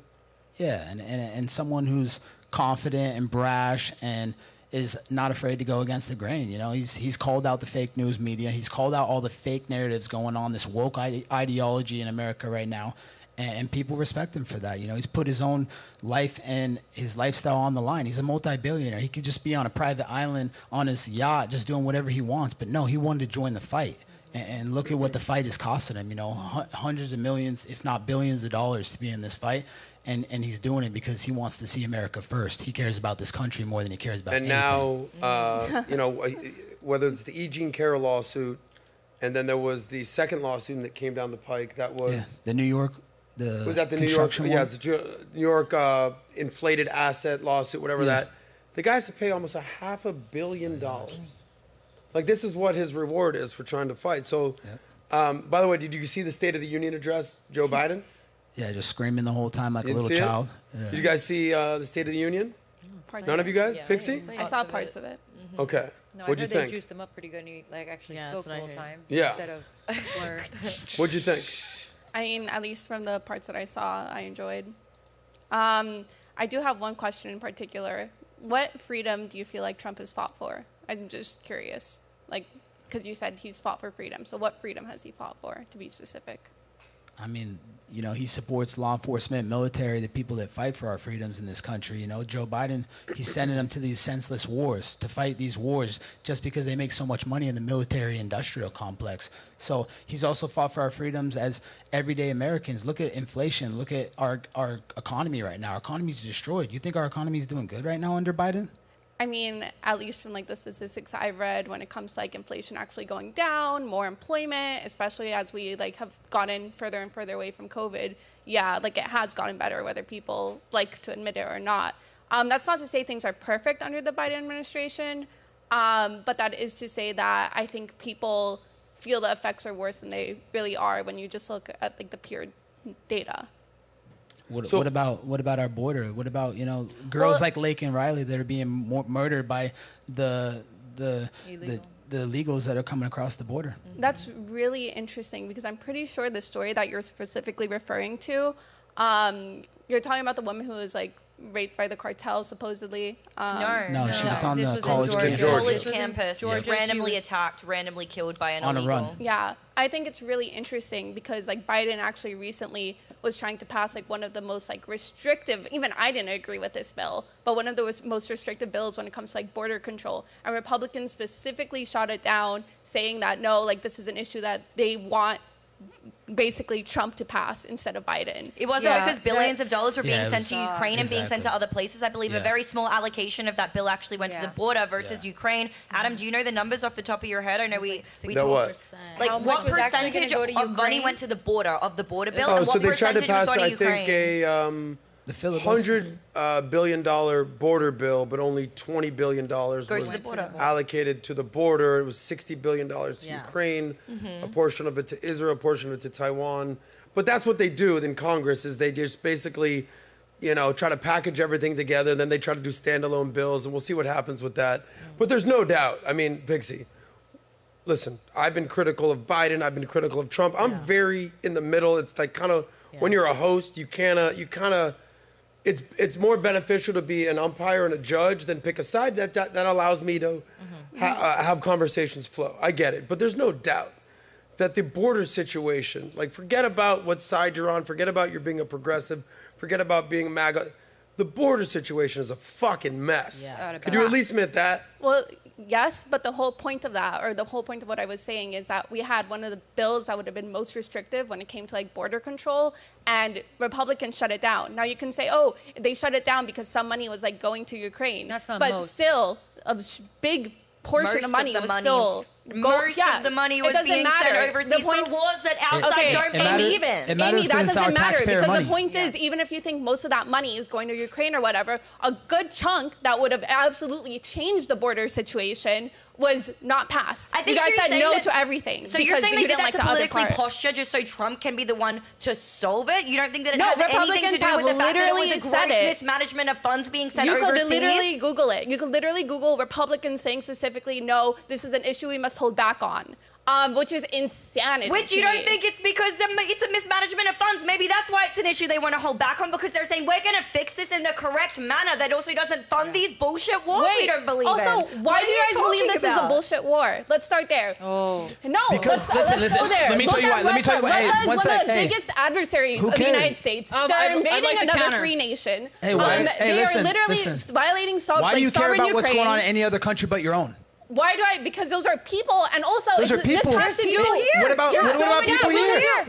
We have cities that are rotting. That people are squatting on land. That are criminals are coming here, That and the is crime is so rising. We have to funny care to about me. America first. We need to close our No, border. This No is other country hilarious just to me allows because illegals to come in. Every single time Republicans talk about this, and they say we have to care about our own people. We have to care about our own people. Yep. When it comes to like welfare programs, when it comes to programs that Shut alleviate 'em down. aid, SNAP, even the childhood tax credit. That's not helping They have people. voted them down over and over and over again. So do not tell me that Republicans care about the general populace when it comes to bills that actually help relieve poverty. They have said no. No, welfare doesn't help. It hurts. That I'm is a joke. sorry, but almost all the data that has to do with like welfare has shown All like of no, that- it's increased it's decreased childhood poverty, Oh, it's God. increased in educational outcomes in the long run. It's you can say you increased don't like it. dependency on the government. It's an increased Well, I'm people sorry, not getting children married. don't get to it's increased choose people having who parents children. they have. Children don't get to choose if their parents are going to be wealthy or not. So yeah, you can say like, oh, increases dependence on the government. I do not give an F about that. If at the end of the day it means that child is going to be able to have food on its table, is able to get a better education, and break the cycle of poverty in the long run. They don't. They actually do. stick. Let me Okay. give you just some food for thought. Then I want Colby to come back with some questions for you, and then Farah, I don't know if you have anything, and obviously you want to weigh in on this. to interview on this. You're talking to somebody. Here's who I am. I'm someone that is willing to evolve. Okay, I thought this. Oh, I didn't know that. Okay, let me change my position. Oh, that's a good fucking point. I didn't think about that. Thank you. And sitting next to PBD, doing the PBD podcast for the last 4 years, believe me, he's changed my mind on a few things. Everyone should be at least willing to accommodate your brain to grow and change positions. So I used to think that minimum wage was good. Increase the minimum wage. Of course, people need a living wage. But what happens, I didn't realize, and I'm now adamantly against raising the minimum wage, is that what happens is you think that raising the minimum wage is a good thing. But you know who's going to end up paying more? Everybody. Is the customers. Because of businesses, like right now in California, there was the Fight for 15. I remember that. I actually have a buddy of mine, Haitian friend of mine, that was advocating for the Fight for 15. And then all of a sudden, the Fight for 15, guy that I've grown up all my life, I went down there, I interviewed all these people, a lot of immigrants, a lot of people that can't really speak English, a lot of people working, doing, odd jobs at fast food restaurants, at the airports. And then all of a sudden, it went to the Fight for 20 in California. And then there was Democratic congresswoman running for senator, Barbara Lee, I believe her name is. 50. You know what you say? That she wanted 50. She said, I want to fight for a $50 minimum wage. You know how much money that is a year? Wow. Times it by 2. It's $100,000 a year. And at some point you have to be like, what the fuck is going on here? Welfare. Okay, we got to take care of people. They're poor. What happened?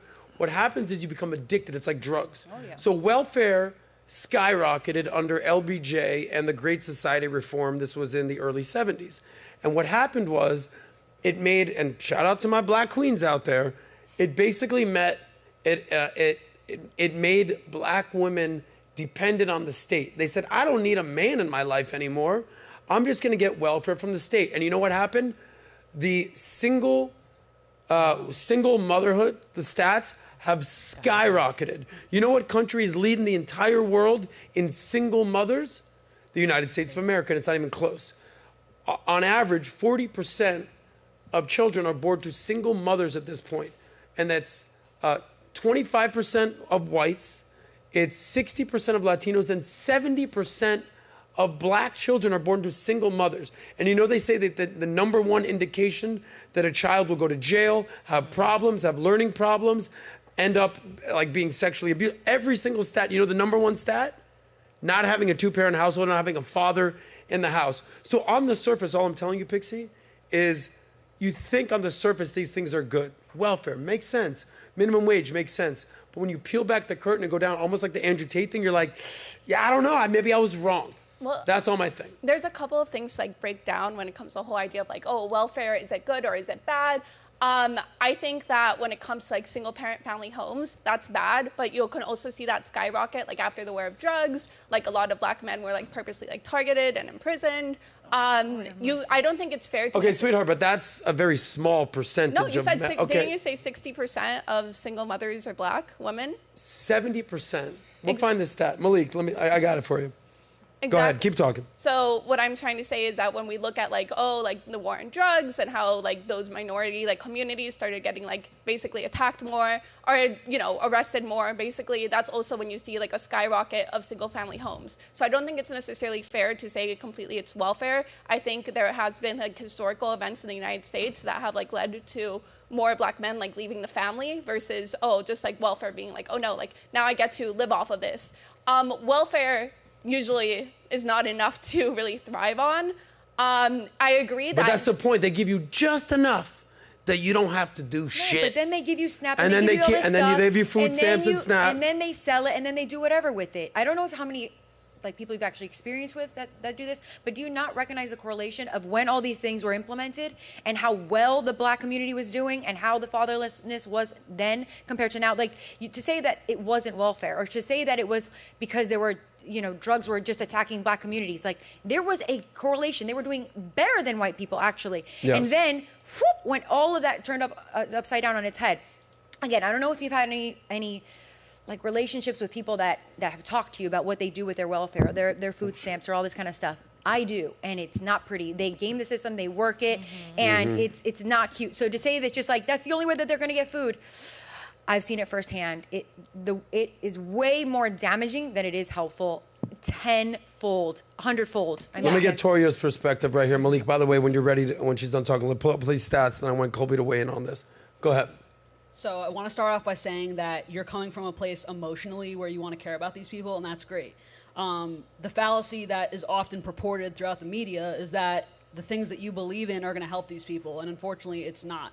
But what's happening is these illegals that are pouring in are taking that aid that should be going to the people that really need it, especially in the inner cities, right?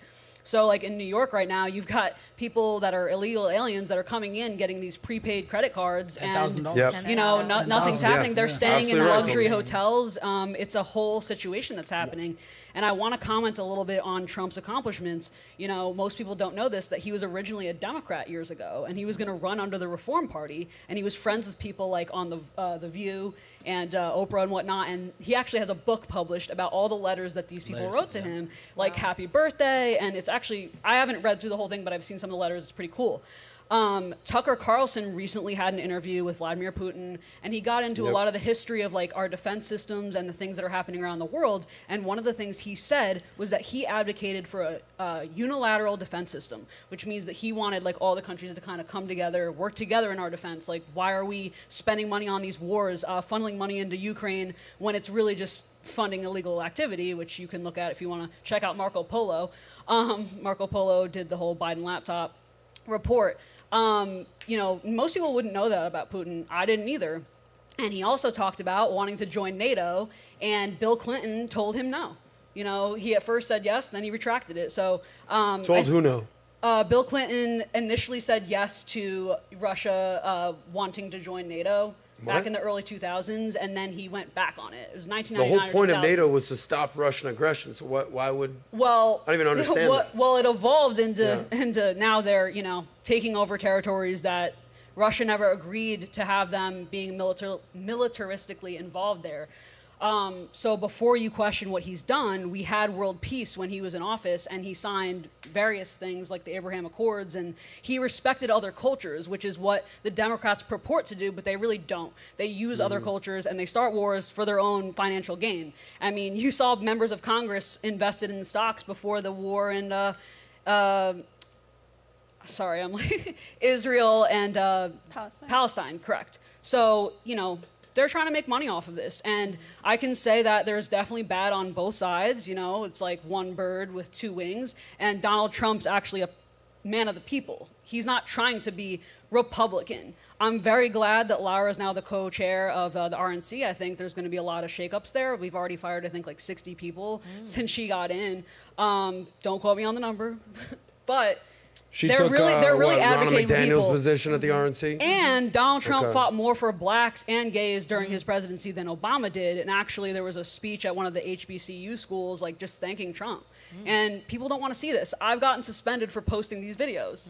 So I think that you actually might be better off under him, and you don't even know it. And that's what they want you to think. Well, so I want to say I respect your opinion, and you're allowed to think like Malik, that. pull up some of these stats. Well said, by the way. Well said. I'm going to give you your chance to have a rebuttal, but I want to show you these stats just to kind of put some numbers behind what's going on, because, the problem that I have with the Democratic Party is they'll tell you what you want to hear, but sometimes you got to hear the brutal truth.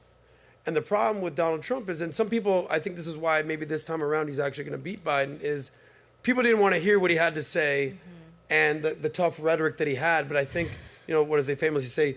Fool me once, right? Shame on you. Fool me twice, shame on me. Pull up some of these stats, Malik. No, I sent it to you on Slack. Did you get them? Not yet. Oh, you didn't get them yet? I just got the Slack. You got it? Yeah. Okay, pull those things up. And this will kind of basically talk about the welfare state and the single parent household and children being born to single parents. Let me know when you got that, Malik. Because the numbers are pretty shocking, because it just basically shows you might have the best intentions, but it ends up backfiring. So did you have all three? Yep. So we'll go one by one. In what year was that? 1960? Can you guys see? 1930. 1930. No, but what year does it start to the war on poverty begin? 60, yeah. Okay. 1964. So 1964, LBJ, who took over from JFK when JFK was assassinated, LBJ began the war on poverty. He says, here's what we're going to do. We're basically going to create a welfare state. These women can rely on the government, right? Kind of socialism right there. Rely on the government. And then all of a sudden, black women are like, well, I don't need, if I have more kids and they're going to reward me for being a single mother, and they're going to pay me more for each kid, rather than having this dude in the house, because Pedrino was actually right. There was a higher rate of blacks being married than even whites at that point, pre-1960s. Success in general. So then pull that up, Malik. Boom, skyrockets. And now it's at what number here? I got to get my fucking eyes checked. I don't know. 40.6. 40.6%. Okay. Yeah. That's the national average. National average, okay? So it's not just blacks that are on welfare. It's all sorts of people. We all know the poor whites out there in Appalachia. We know what's going on. So 40%. But it shows a couple more of these stats. Show the stat about by race in America, and then we'll do worldwide. Pull that up. Okay, boom. Punch in on that.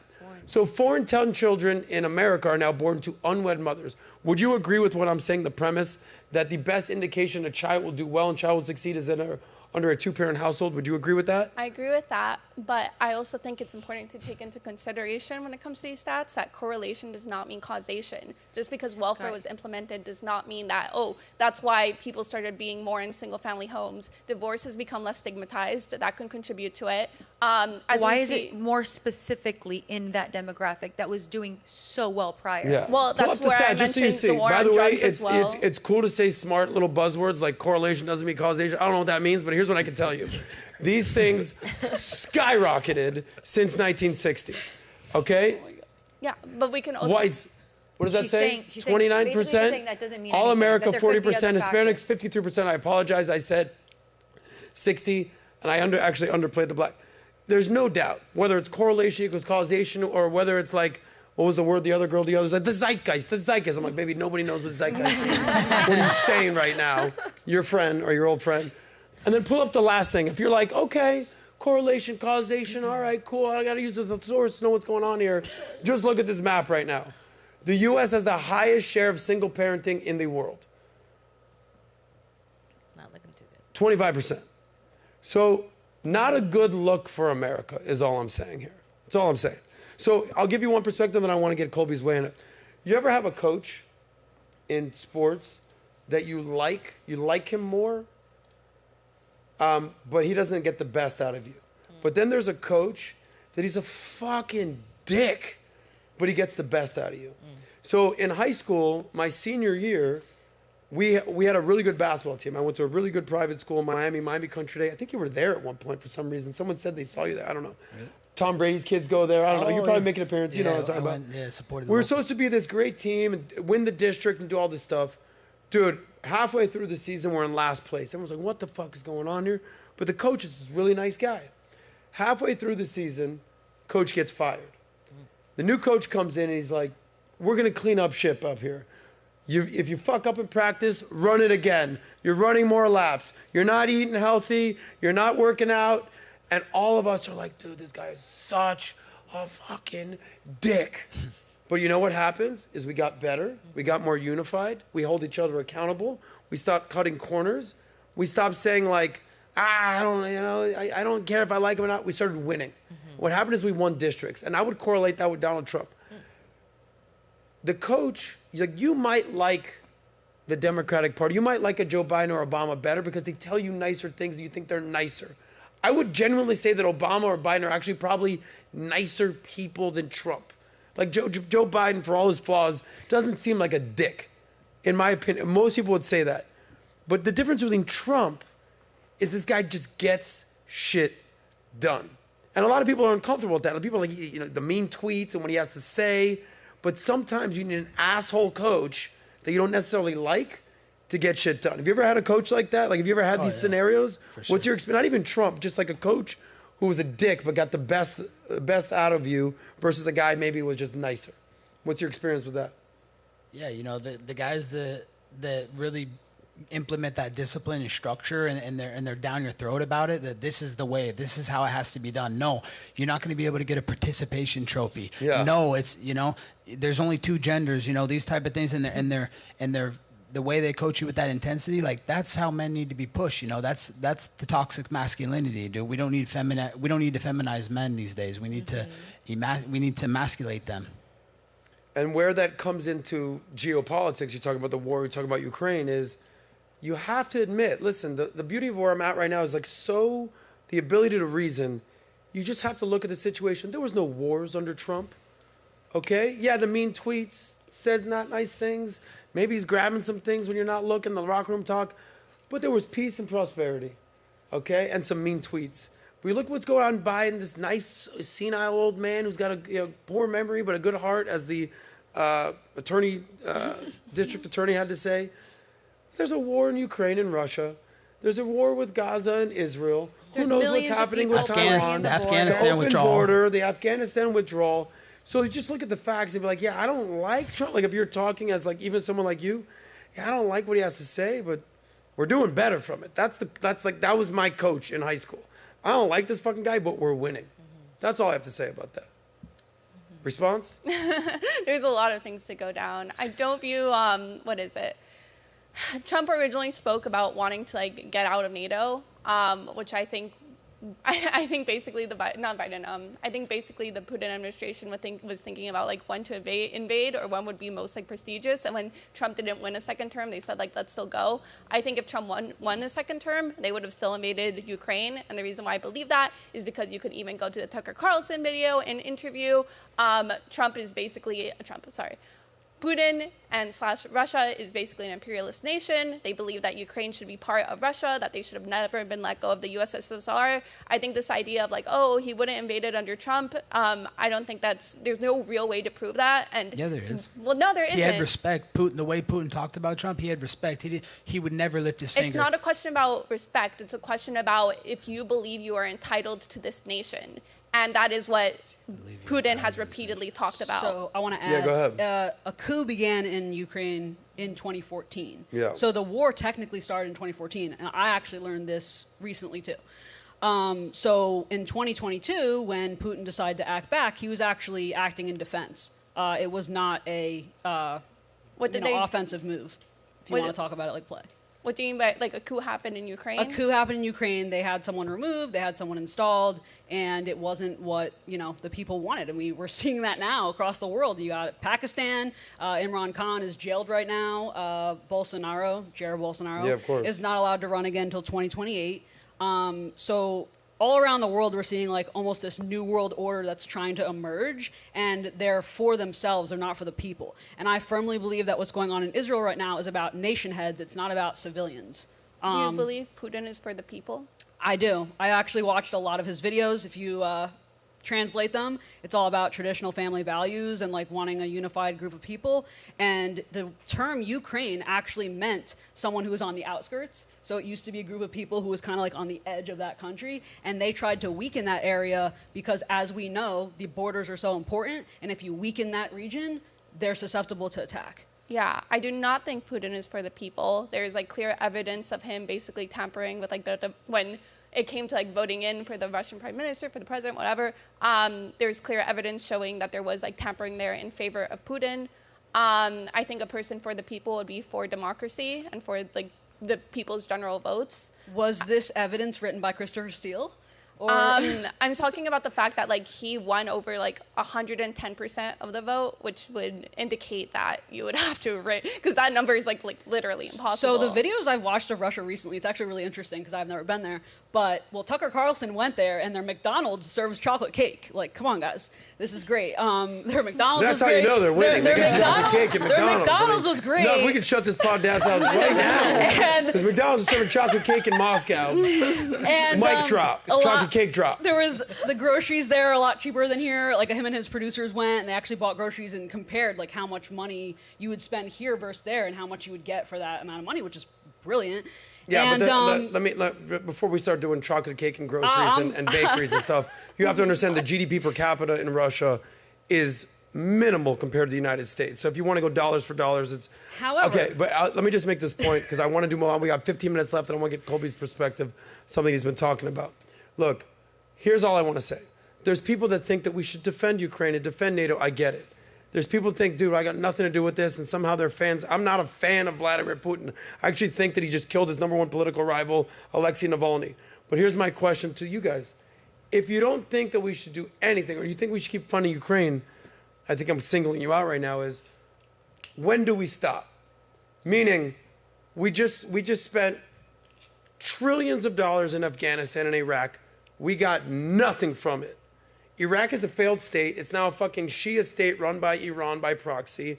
Afghanistan, we saw those videos, right, Colby? Yeah, disgusting, like the Taliban's running the show again still. Russia is pumping out more weapons than the EU and US combined. So even if we continue this fight to somehow win Ukraine, this is something I've had to adjust on. How much money are you comfortable giving Ukraine? Cool, we give them $60 billion. I think we've already given them $100 billion, right, Colby? Oh, yeah, something like that. $150. Okay, so now it's $160 billion. Are you comfortable giving them $200 billion? Are you comfortable is it a blank check? Is it $1 trillion? Is it Afghanistan? At what point, as someone who is like, at least initially, we were all like, yeah, we kind of can't just let since World War II, a sovereign country has not been invaded. I get that. The United States must have soft power and have to spread democracy and freedom around the world. That's what we stand for, right? That's what we talk about here. Yep. But at what point do we just give a blank check to Ukraine? Because a lot of people make sense here. They're like, dude, our borders are a mess. Our situation's here a mess. And you want me to care about Ukraine? So what amount of money are you comfortable just continuing to give to Ukraine? Is there a dollar amount that you have in mind? Answer that. I don't have a specific dollar amount. And the reason why is because if we let Ukraine fall, we are giving a signal to Russia that it's okay that they keep invading other sovereign nations, because we will eventually go back out. So that's a threat to democracy all over, especially when it comes to Eastern Europe. And then on top of that, China's also watching what we're doing with Ukraine. They're seeing that response, and then they're seeing if that's how they're responding to Russia, one of their largest adversaries, they're willing to funnel in money and weapons, because we have not sent soldiers, only money and weapons. Yeah. Can we get away with this in Taiwan? And if the answer is oh no, they're going to pull out eventually, they're going to give up, then why can't we just do that to this nation, basically? Great point. And a lot of people actually agree with you, a lot. But just be very clear. At what point do we say we are broke? It's kind of like, yo, I'm broke, but my friend keeps asking me for money, and now he's got issues. He can't pay his rent. So hey man, it's not right, but I'm broke. We're $34 trillion in debt. At what point do we say, guys, good luck out there. I am broke as fuck. I'll support you. I'll stump for you. I'll say nice things about you. But I can't just keep sending you $100 billion checks. So if you actually care about America, you have to be like, 34 trillion in debt. At what point are we like, let's clean it up here? So is there a number in mind, or is it just blank check? I don't want to say it's blank check, but it is much larger. I think there's no real price when it comes to protecting democracy globally. Well, the price is us being broke, and then we don't have any money to give anybody. We're about $3.1 trillion in debt right now. We have the highest credit card capacity that we've ever had, I think, in this country. And actually, Putin said that himself in the interview, and he said they're not going to send people here, but we're apparently trying to send people to the Gaza Strip on some naval situation going on. I don't know if you guys heard about that. Makes zero sense. Well, they're trying to build a port in Gaza to give a humanitarian aid. He stated that he would not invade any other countries unless NATO invaded Russia. So anyway, and you keep saying democracy. Ukraine doesn't even believe in democracy. Look at their last election. Didn't they implement martial law to keep Zelensky in that seat? I'm not sure if you're referring to after or before. They didn't have an election in Ukraine the last cycle. They just said, nope, we're not doing the election. Zelensky's just going to stay in the head. Cycle basically when Russia was invading Ukraine? No, it was before. Okay, I'd have to see. Here's what I'll say, because I want to move on to the last topic, because we got about 15, 20 minutes left. Do you know, this is facts, you can even pull this up, probably Statista has this. Do you know the most corrupt country in the world, what it is? 2 years in a row, these guys are killing it. You know what it is? Russia. Russia is a kleptocracy. Putin is allegedly the richest man in the world. He's worth $200+ billion. I'm not in this equivocation and binary. It's are we supporting, are we not supporting? Russia, bad. But USA needs to basically take care of their own. But here's the little food for thought. Russia is European/Asian, right? Depending on you live, but Moscow's in Europe. Do you know the second most corrupt country in Europe? Second most? Ukraine. So Ukraine is corrupt as fuck too. And don't you notice a similarity here? Why was Trump impeached? The phone call, Zelensky, Russian Ukraine, collusion. Russia. It goes so deep. And we're just here in America wearing our Ukraine pins and taking our pills at this point. And we're just I don't know, democracy. But it's kind of like the Tate thing. It's it sounds good on the surface, but when you go down the rabbit hole, it's kind of a house of cards. Anyway, I appreciate what you're saying. Appreciate 100% what we're saying. Let's move into the last topic, okay? And Farha, this one's for you, okay? Because we're going to talk sex. Okay. Smile. Okay. All right. She's yeah, I wasn't down to talk that Ukraine. Okay, so relationships. We have a little relationship conversation with Colby and the ladies right now. Colby, every time I see you online, it's you with two beautiful girls on one arm of you, right? I think, do we have that little montage of Colby? If you guys aren't familiar with what Colby's doing online, do you have that clip where his famous catchphrase? Play this real quick. Give me 1 second. All right. So Colby always has two beautiful girls the first time I even saw Colby, I'm a basketball guy, Got an it. NFL guy, and then I got into UFC. I was like, who's this guy with the chicks and all this? And then you started doing stuff for gambling, whatever. And every time you did your video, I was like, this dude, he's bad. Play this clip. Virgins. Greetings, nerds and virgins. Greetings, nerds and virgins. Greetings, nerds and virgins. Greetings, nerds and virgins. Greetings, nerds and virgins. So Colby's out there calling out the nerds and the virgins out there.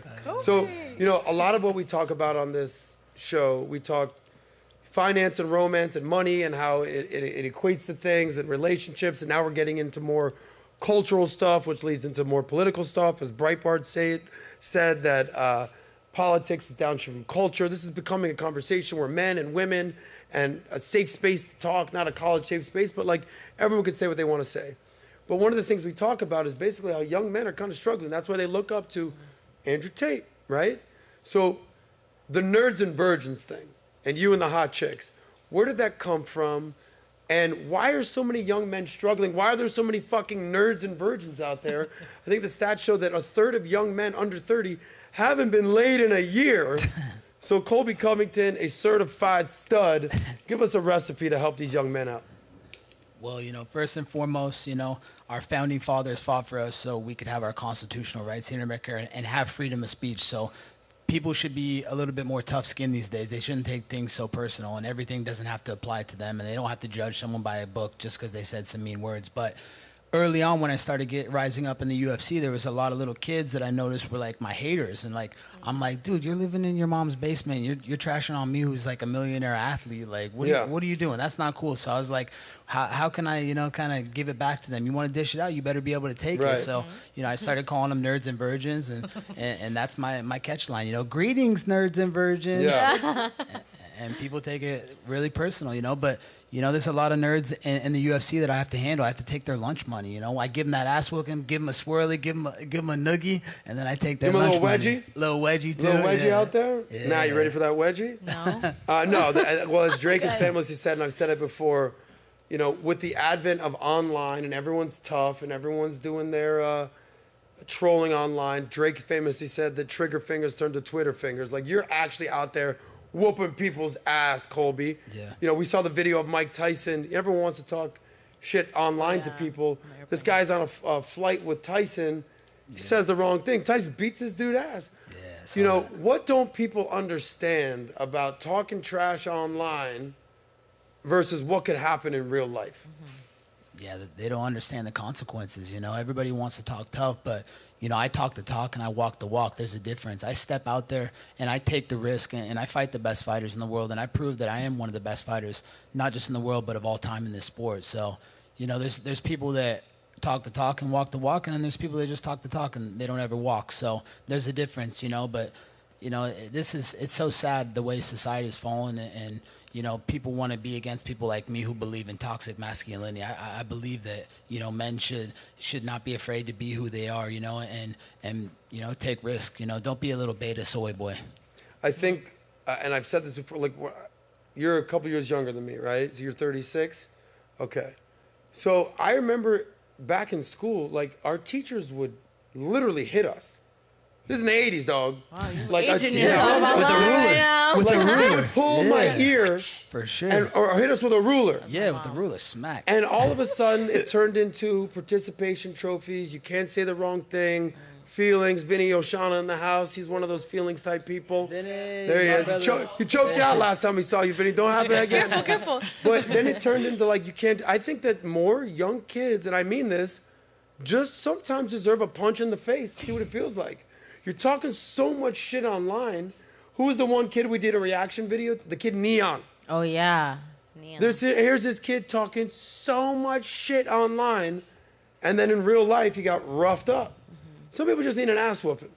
I don't know. It's true. I think you co-signed this message. But here, I want to get the ladies involved.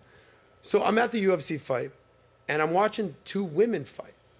Oh yeah. And I don't know. I'm just like I kind of like watching them go at You it. did? I did, honestly, only because like I feel like when they go in, like they got something to prove in a way. Like they're like, you know, like they're in there like we're fighting in a man's ring. You know, like we gotta This give a is a man's show. We ring. gotta like go like because there Right. was one fight that they were just dancing around. I was like, come on, like knock someone out already. Like, do you remember that fight? They were like dancing around. I forgot the gentleman's I'm name. with Colby Covington. I'm not talking shit sorry. about the UFC. I'm sorry. You on They were your just own, dancing man. around. Colby, I didn't see nobody dancing, I bro. saw people I dancing saw around. There everybody was fighting, dog. one fight, but I will say I like to kind of watch the women, you know, go at it a little bit. Okay, and that's got a little fetish.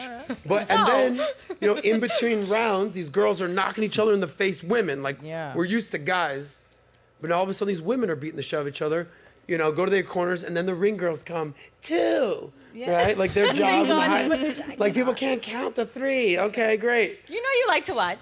That's my point. Okay. So, you know, we've got a mother here. We've got a content creator, OnlyFans girl here, loud and proud. What'd you call yourself? E-prostitute. E-prostitute. She's cornering the market on that.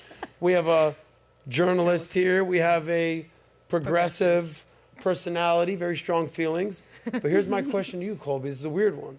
Yeah. Would you rather date, or even marry, dare I say it, a female UFC fighter or an OnlyFans model? Oh. Who would you like? Who? This is a tough one. Like, You know, sort of a chick that can maybe give you a black eye, or a chick that will listen to what you know you have to say. This. Anyway, interesting question. Who would you rather be with? Yeah, I mean, very interesting question.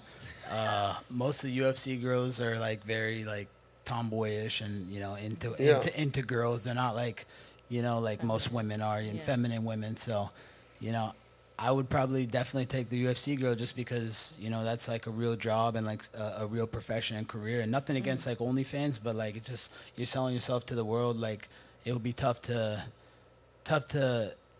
really claim that as being proud of having a woman like that in my life because the whole world's seeing it, you know.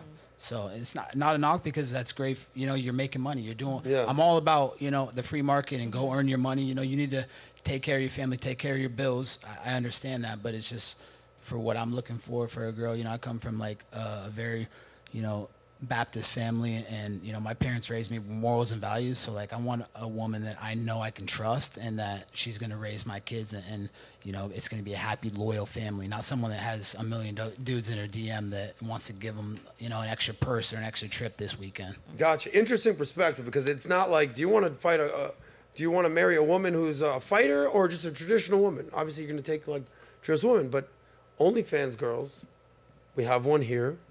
Farhad, sell him why he should consider, or the men out there should consider going with an OnlyFans girl over than a masculine fighting female.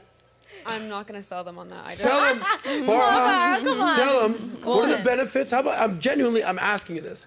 What are the benefits of a guy actually taking an OnlyFans girl seriously? Because we've had this conversation before. You know, it's recreational use only. They look hot. They look good. But you can't bring this girl home to mama. He's a Baptist, you know. Sell the guys out there why they should genuinely consider taking a girl that is in, what is it called? E-prostitute. Seriously. I mean, I don't have to sell it. They already do it. I mean, he's espousing Christian values, but in those clips we saw, he's parading himself with women as trophies, essentially. So it's like, it's fine if you think it's not a real job for women to like sell their bodies, but then like actually live that in your day-to-day life. Don't treat women as like trophies to tell men that they're like nerds and virgins because they're not surrounded by hot women because you're just fueling the market for OnlyFans, basically. So I just find it inconsistent. What's your response to that? I mean, it's not inconsistent. You know, this is show business. So this is what I do. I entertain people. People aren't just going to turn on these fights. They'd rather watch Real Housewives of Miami than watch fights. So I want to get these fans drawn in. I want them interested, and I want to make it a spectacle and a show from you. It's more than just fighting in this business. That's not how you make money in this business. So, you know, I got to do what I got to do for my family as well. And you know, don't take things so seriously, I think was what I would say. So, I mean this with the most respect, but aren't you kind of selling your body in that same sense too, as like the OnlyFans girls? Like you're selling this like illusion that you want people to like buy into so that they can watch you more. Okay, I would love to answer that, but I'll give Cole, like, it'd be one thing if he was sitting there doing crotch shots. This dude puts his life on the line. He trains for this. He's been doing it his whole life. He has to be in shape. To correlate a woman just turning on the camera and doing whatever she does to an actual professional athlete, I think is, unfair. with due respect, insane, intellectually lazy. So, Colby, I don't know. I mean, as your attorney right now, I mean, go ahead.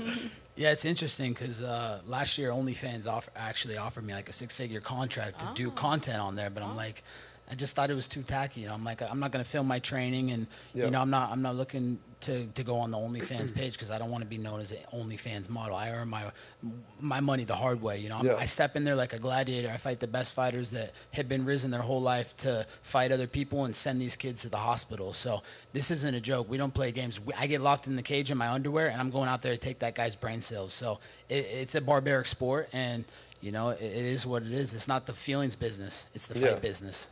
Well said. Yeah, I mean, look, to be clear, I was looking at these girls fighting each other, right? And then I'm looking at the ring girl selling her body, literally. And given this, you know, you said you would take a UFC girl.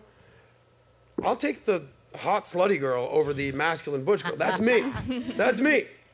But, you know, this is sort of where we're at in society. But I think you could do a better job selling the men out there why they should actually take UFC OnlyFans girls seriously. I think you should. I don't have to sell them. They're all there. They're all in my DMs. They're the IG models DMs. Like I said, he's parading himself around. Yeah, but these sweetheart, girls. But these are all the weirdos. This isn't any normal guy that's like tuning in and paying you money like for a service. Like no normal guy would do that. That has values and morals and respect for themselves. Like that's pathetic. That's all the weirdos out there that have neck beards and they breathe out of their mouth for a living.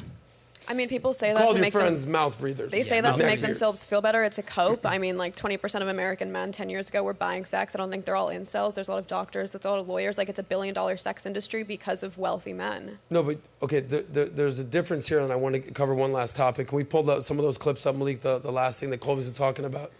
There's a difference between who you would want to take you seriously.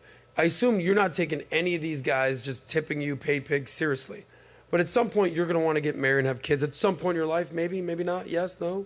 Yeah, I wouldn't say I don't necessarily take them seriously. Same way if a guy slides in my Instagram DMs, I'm not going to write him off just because he's simping by sliding in my DMs, and I see OnlyFans as parallel to that. Okay, I'm sure we don't need to relitigate this conversation, but if you met the guy of your dreams and he says, listen, I'll be with you, but you have to quit all this, would you consider that? If he was out earning me and was going to finance my lifestyle to the point where even if he dumped me in 3 months, I would have enough money to make up for the lost income, sure. So you basically have to buy me out. Okay. It's called succession planning in the business. Okay, so good luck with that. But last story, and then we got to wrap up. Colby, you've been talking about this guy. Yeah, by the way, Malik told me I had to talk about this. Our friend Deli. You've been talking about this guy, Ian Gary, for the last couple of days, couple of weeks, couple of months. What's going on? He called you out in the middle of a ring. And then I read this story. I'm like, what the fuck is going on here? And I want to get your guys' perspective on this. So apparently he married this lady, Lila, that's 15 years older than him. She wrote a book on how to be a WAG. If you don't know what WAG stands for, that's for wives and girlfriends. Oh. There was a famous show, WAGs, out there.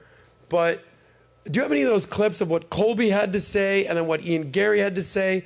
And I want Colby to basically contextualize what the hell is happening in this situation. Apparently, he has... anyway, play some of these clips and let Colby respond. Go ahead. Man, who would take the last name of their wife's ex-husband and put it as your own last name? Oh my gosh, what a cuck. It's unprecedented, unmatched what Colby brings to the octagon.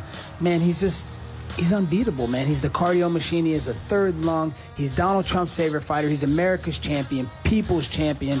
I mean, the list goes on and on. The king of Miami, Gary. So, and then play the video of what Ian Gary had to say in the ring about Colby. And then I think you posted something today on Instagram. Yesterday, yeah. So yesterday, I want to get that and then let Colby weigh in on this. By the way, people are talking about this all online. So, Malik, you have what Ian Gary had to say online. By the way, what's his new name? His new name's Cuck Cuck Gary. Oh, okay. I think I would know what the OnlyFans model would say. I think she likes guys that are cucks. I mean, there's a lot of cucks in that industry, a lot of weirdos, you know. So you might be okay with that, but the other girls, like, what do you guys think about a cuck? Like, a cuck wants to fight me. Would you fight a cuck? Would I fight a cuck or? Do you think I should fight a cuck? Oh, it's kind of weird, right? Fight whoever you want. Fight whoever? Okay. Establish dominance. Are you okay? Here's what Ian Gary had to say about Colby Covington, and then let's show Colby's response, and Colby have the final word. You know what I want. His name's Colby Chaos Covington. That guy's on a 3-fight skid against world champions, and I want to retire you from the UFC, Colby. Anywhere, anytime. McGregor and Chandler co-main, I'm in. But you ain't ready to deal with this speed. You ain't ready to deal with the undefeated prospects. I'm going to take you out. I'm going to make you regret everything you've ever said. You seem to enjoy proving the haters wrong. Is that part of your motivation? Joe, I'm 26 years of age. I'm living my dream. I was a kid who sat where every single one of you guys are. I was watching Conor McGregor on the rise. He inspired me to be here. I'm living the dream. Whatever you guys say, whatever you think. Sounds like the audience is booing him right there. Here. So I'm going to let Colby respond, but pull up what Colby said, and we'll pull it up in a second. So you called him out. He's calling you out in the ring with Joe Rogan. The audience is booing. Just what's the actual story here? He married a woman 15 years older than him. He literally took her last name, which was her ex-husband. Yeah, and then the ex-husband, I think, is the nutritionist now. Lives with them or travels. They all live in the same house. Yeah, it's like a freaky throuple. Only he took his name. Yeah. What? It's like a freaky throuple, and Yeah, he took the exactly. guy's name. So it's like he's married to the nutritionist. What's the actual story here? If you can give us a little more details here. What's going on here behind the scenes? I mean, he likes to sit in the corner and watch his wife get dominated by other men. Oh, so, geez. I mean, you know, he's been on his hands and knees the last year and a half begging for my attention. Colby, please fight me. Oh, I'm going to retire you. Oh, this and that. So, you know, I came back with my comeback yesterday on a multi-million-dollar boat, you know, out by the pier. And I said, you got 3 stipulations. Why should I fight you? Because I don't need to fight you. I can fight anybody. Anybody I fight, I'm getting paid 7-figure paychecks. Like, I'm the biggest name in this division, the welterweight division. So I had 3 stipulations for him. All I said was, first, he turned off his comments because he's so fucking pathetic and such a little soy boy that he's scared of what people are saying to him and the fans are saying to him. So he turned off his comments. So I said, hey, first stipulation, you want to fight me? Turn back on your comments. Second stipulation is, everybody knows his wife, who's 15 years older than you, which I want to get your guys' opinion. Would you date a guy 15 years younger than you? That's kind of weird, but we'll get into that later. So I said, hey, the wife is the one running all his social medias. She's like his lawyer. So, hey, since he doesn't wear the pants in the relationship, the wife has to get on her hands and knees and beg me why I should give her husband a chance of fighting me and making a big payday. Wow. So that's the second. But the third one is the most important. The third one's the most important, the one that I care about the most. Everybody knows I have America's Pick of the Week with the king of the sports book, mybookie.ag. So, you know, something's been missing lately. Yeah, usually I do have chicks on my shoulder, and everybody wants 15 seconds of fame. So this girl wants to be in the spotlight so bad. She wrote this book about how to be a wife and a girlfriend. So she wants her 15 seconds of fame. This is the third stipulation. He is to let his wife sit on my shoulder for my next America's Pick of the Week, presented by mybookie.ag. And if he does that, then agreement, I'll have my lawyers draw up the contracts and we'll fight. Wow. Safe to say, this is not happening. We'll see. How do you know? It might. He changed his last name. Play a little of the clip. Here's Colby, what he actually had to say. Oh, God. Everybody knows why you want to fight me. I'm the biggest star in the division. It's big city, bright lights, and the most attention and eyes you're ever going to have on you in a fight. But everybody knows, Ian, you missed your chance. You had your chance in December to step on the same stage as me and have a microphone and say whatever you want to say to me. But you were scared. You were scared of what I was going to say to you, and you got the sniffles, and you cried your way out. That was just a taste of what I could do to you, Ian. All I did was ask the 5,000 people in attendance how many people banged your wife.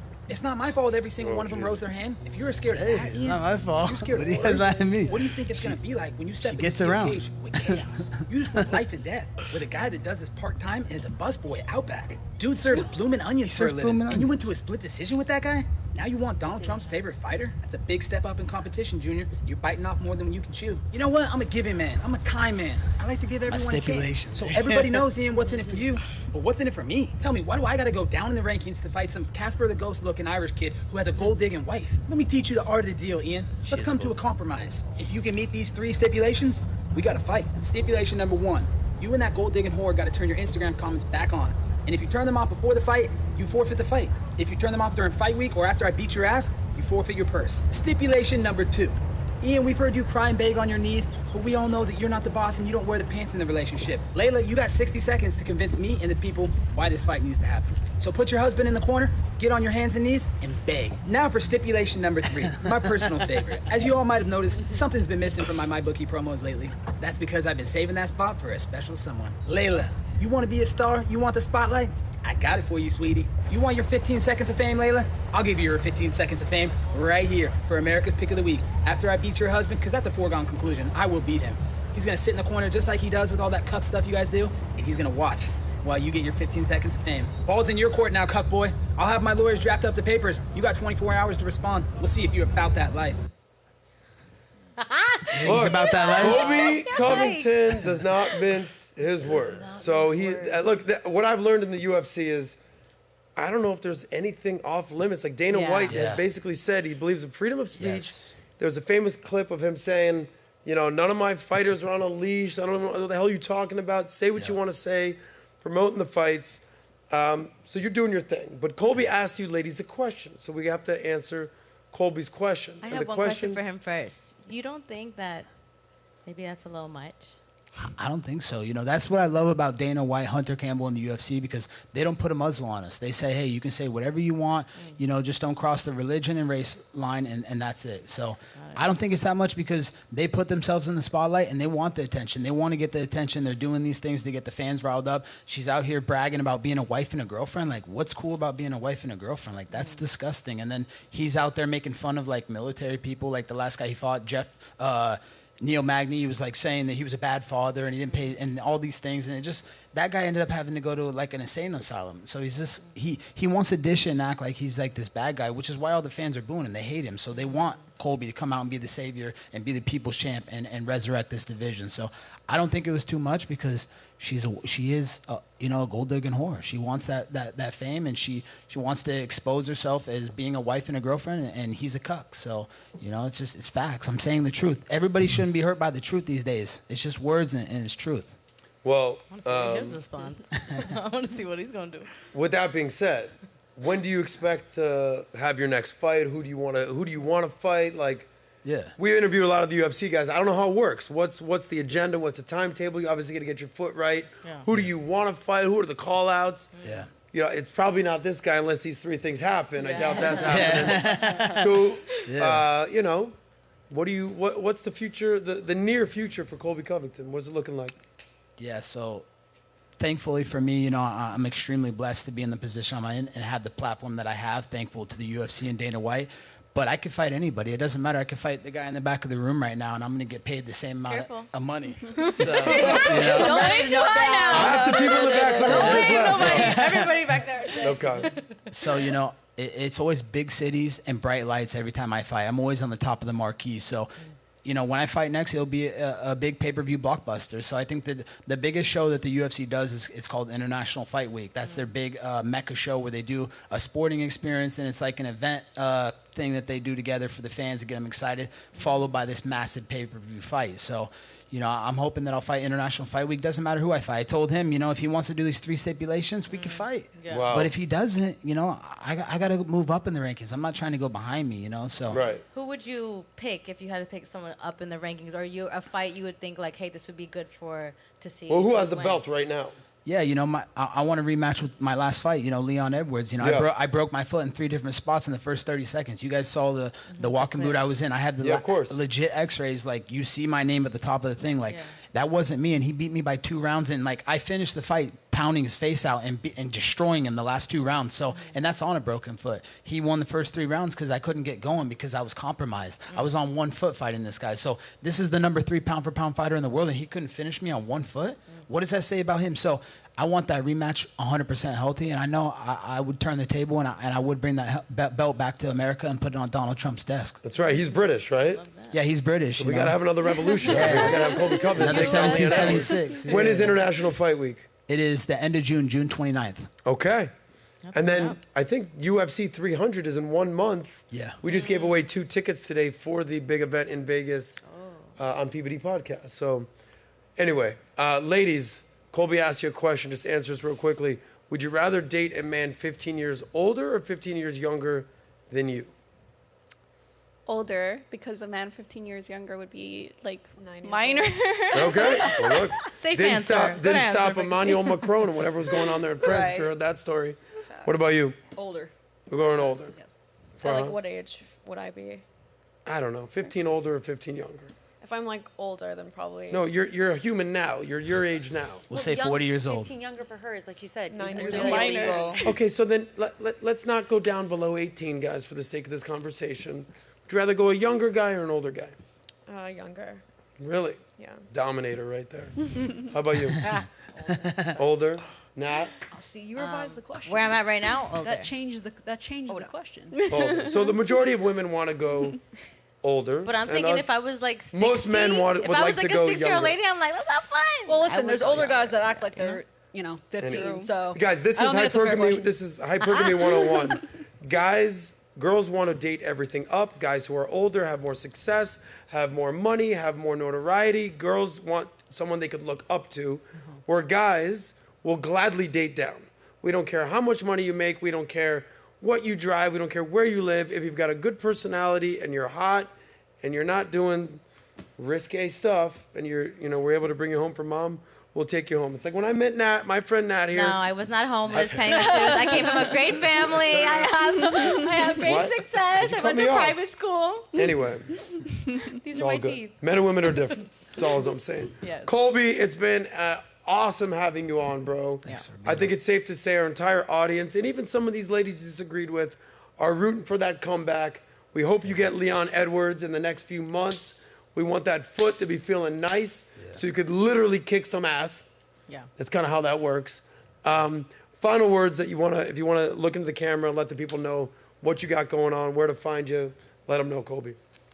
Yeah, just find me at Colby Covington on social media, and then it's all love and respect to you ladies. Agree to disagree on things. You guys are Americans. You get your constitutional rights to have your freedom of speech, so you can believe what you want to believe. But definitely, I think that you should look into the facts and find the sources with these articles that you're referring to, and then. We need to take back this country. I don't care what's going on in Ukraine, what's going on in Russia, what's going on in Israel.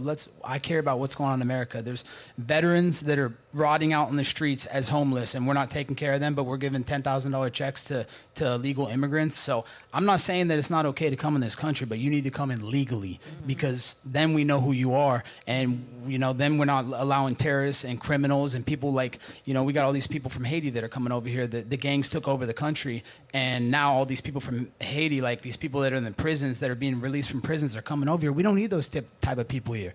If you come here, you can come here legally. You can attain the American dream. It's a great country. God bless America. God bless the people. And America first again. That's what we need this election cycle. Well said, Colby. As Trump said, there's some bad hombres coming through that border right now. Anyway, Pixie, great job. Let the people know where to find you. You can follow me on Twitch or Twitter, PXIE, and then sometimes PXIE Love, Pixie Love. Thank you so much for having me here. Of course. We love having you here. We'll see you next week. Who else we can argue with? Toria Brooke, you're out there. You're doing your thing. You're working with Very your important team. people, I'll with tell very you. important. Yeah. Well done. Nancy Pelosi Well should done. agree with me. Millions and millions of people would agree with me. You can find me at The Real Toria Brooke on Instagram, Truth Social, Telegram, and then on Twitter, I'm actually search banned, which I'll have to have a conversation with Elon about, but it's Real Toria Brooke. Okay. Farha, thank you for being here again. I don't know if Colby's going to bring you home, but somebody's going to. Let the people know where to find you so they can be a part of your situation you got going on out there online. Go ahead. It's at Farha Khalidi on TikTok, Instagram, and OnlyFans. And you know what? Free tacos on me at Bodega anytime you want. My favorite Cuban in Miami, my favorite Cuban food in all of South Florida, Laura Padrino. Let people know where to find that arroz con pollo in Miami. So Padrinos, like you said, 5 locations across South Florida, padrinos.com. And for my personal, Laura.Padrino on Instagram and also on Minnect now. So Minnect me. Oh, yeah? Yeah. That's yes. right. Minnect with me. Amy, my good friend Amy, my Australian friend, never lets me down. No matter what, she's going to take a bathroom break. Nobody else does it. Amy, let the people know where to find you. You're part of Valuetainment now. Go ahead. You guys can find me, Amy Dangerfield, on every platform. Nice and easy. Dropping a 3-part series on my YouTube soon, so pretty exciting. That a And girl. I think I found the first sport that I like because it seems very anti-woke Yes. and very free speech. So Yeah. I don't like the fighting, but I like the concept. Okay. Well, if you don't like the Yeah. fighing, I don't know if UFC is going to be for That you. is like Kind of the concept. point, right, Colby? Yeah, maybe she should watch WWE. There it is. They're under the same umbrella as the UFC. Shout Actually, out my Ari wrestler Emanuel. friend, Gorilla Blanco, told me to say hello to you. He went to ASU with you or something like that. Yeah, Kenny Lester.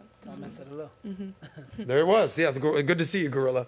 Nat? Yes, I've got some super chats. Go We got ahead some with the super chats. today. Read 'em. Yes. Thank you guys for super chats. We appreciate you. We've got Rio1. He said, Sauce, your podcast is my favorite show. Well, thank and you. You're a hell of a host. Del Valle and Danger are some nice co-hosts and are doing the damn thing as well.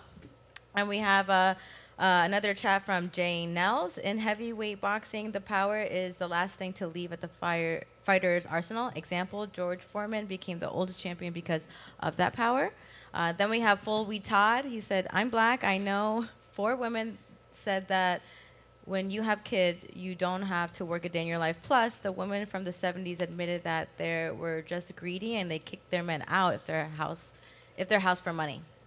Then we have another chat from him. He said, most black people don't do drugs or own guns, speak proper grammar, and are middle class. So the war and the drugs argument is insulting. Women are just misled, and their greed, unfortunately, destroyed their own households. Facts.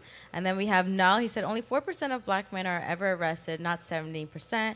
You can't use the war on drugs to excuse fatherless homes, and it is welfare. There you go, Pixie. I told you the causation, correlation, have rebuttals sensation to with my that, friend the but I- Haitian ain't going to add up all the time. Awesome. Keep well, going? Yeah. Okay, well, you that's good? it for Super Chats. Thank you guys for watching. Make sure you guys like, subscribe, do all that fun stuff. Thank you so much, all of you guys, for attending Yes. today. Thank you, Colby, for coming out. for We having appreciate you today. I loved to hear some of your insight, even to catch you calling people out the way you did, Yeah. and asking about that. So thank you for coming. And Sauce, great job today. Thank Great you. show. Thank you, ladies, for being here. Clap it up for Colby Covington. We're all rooting for our guy. Thank you for being here, bro. Thank you guys for being here. We do this every Thursday. We'll be back next Thursday with massive political commentator Dave Rubin coming in the house. So we'll have that conversation with him. Like, subscribe. Thank you for being part of what we do here on Valuetainment on the SOSCAST. We'll see you guys next week. We out. Shout out to Colby Covington. All right. Put some music on there, Humberto. Oh.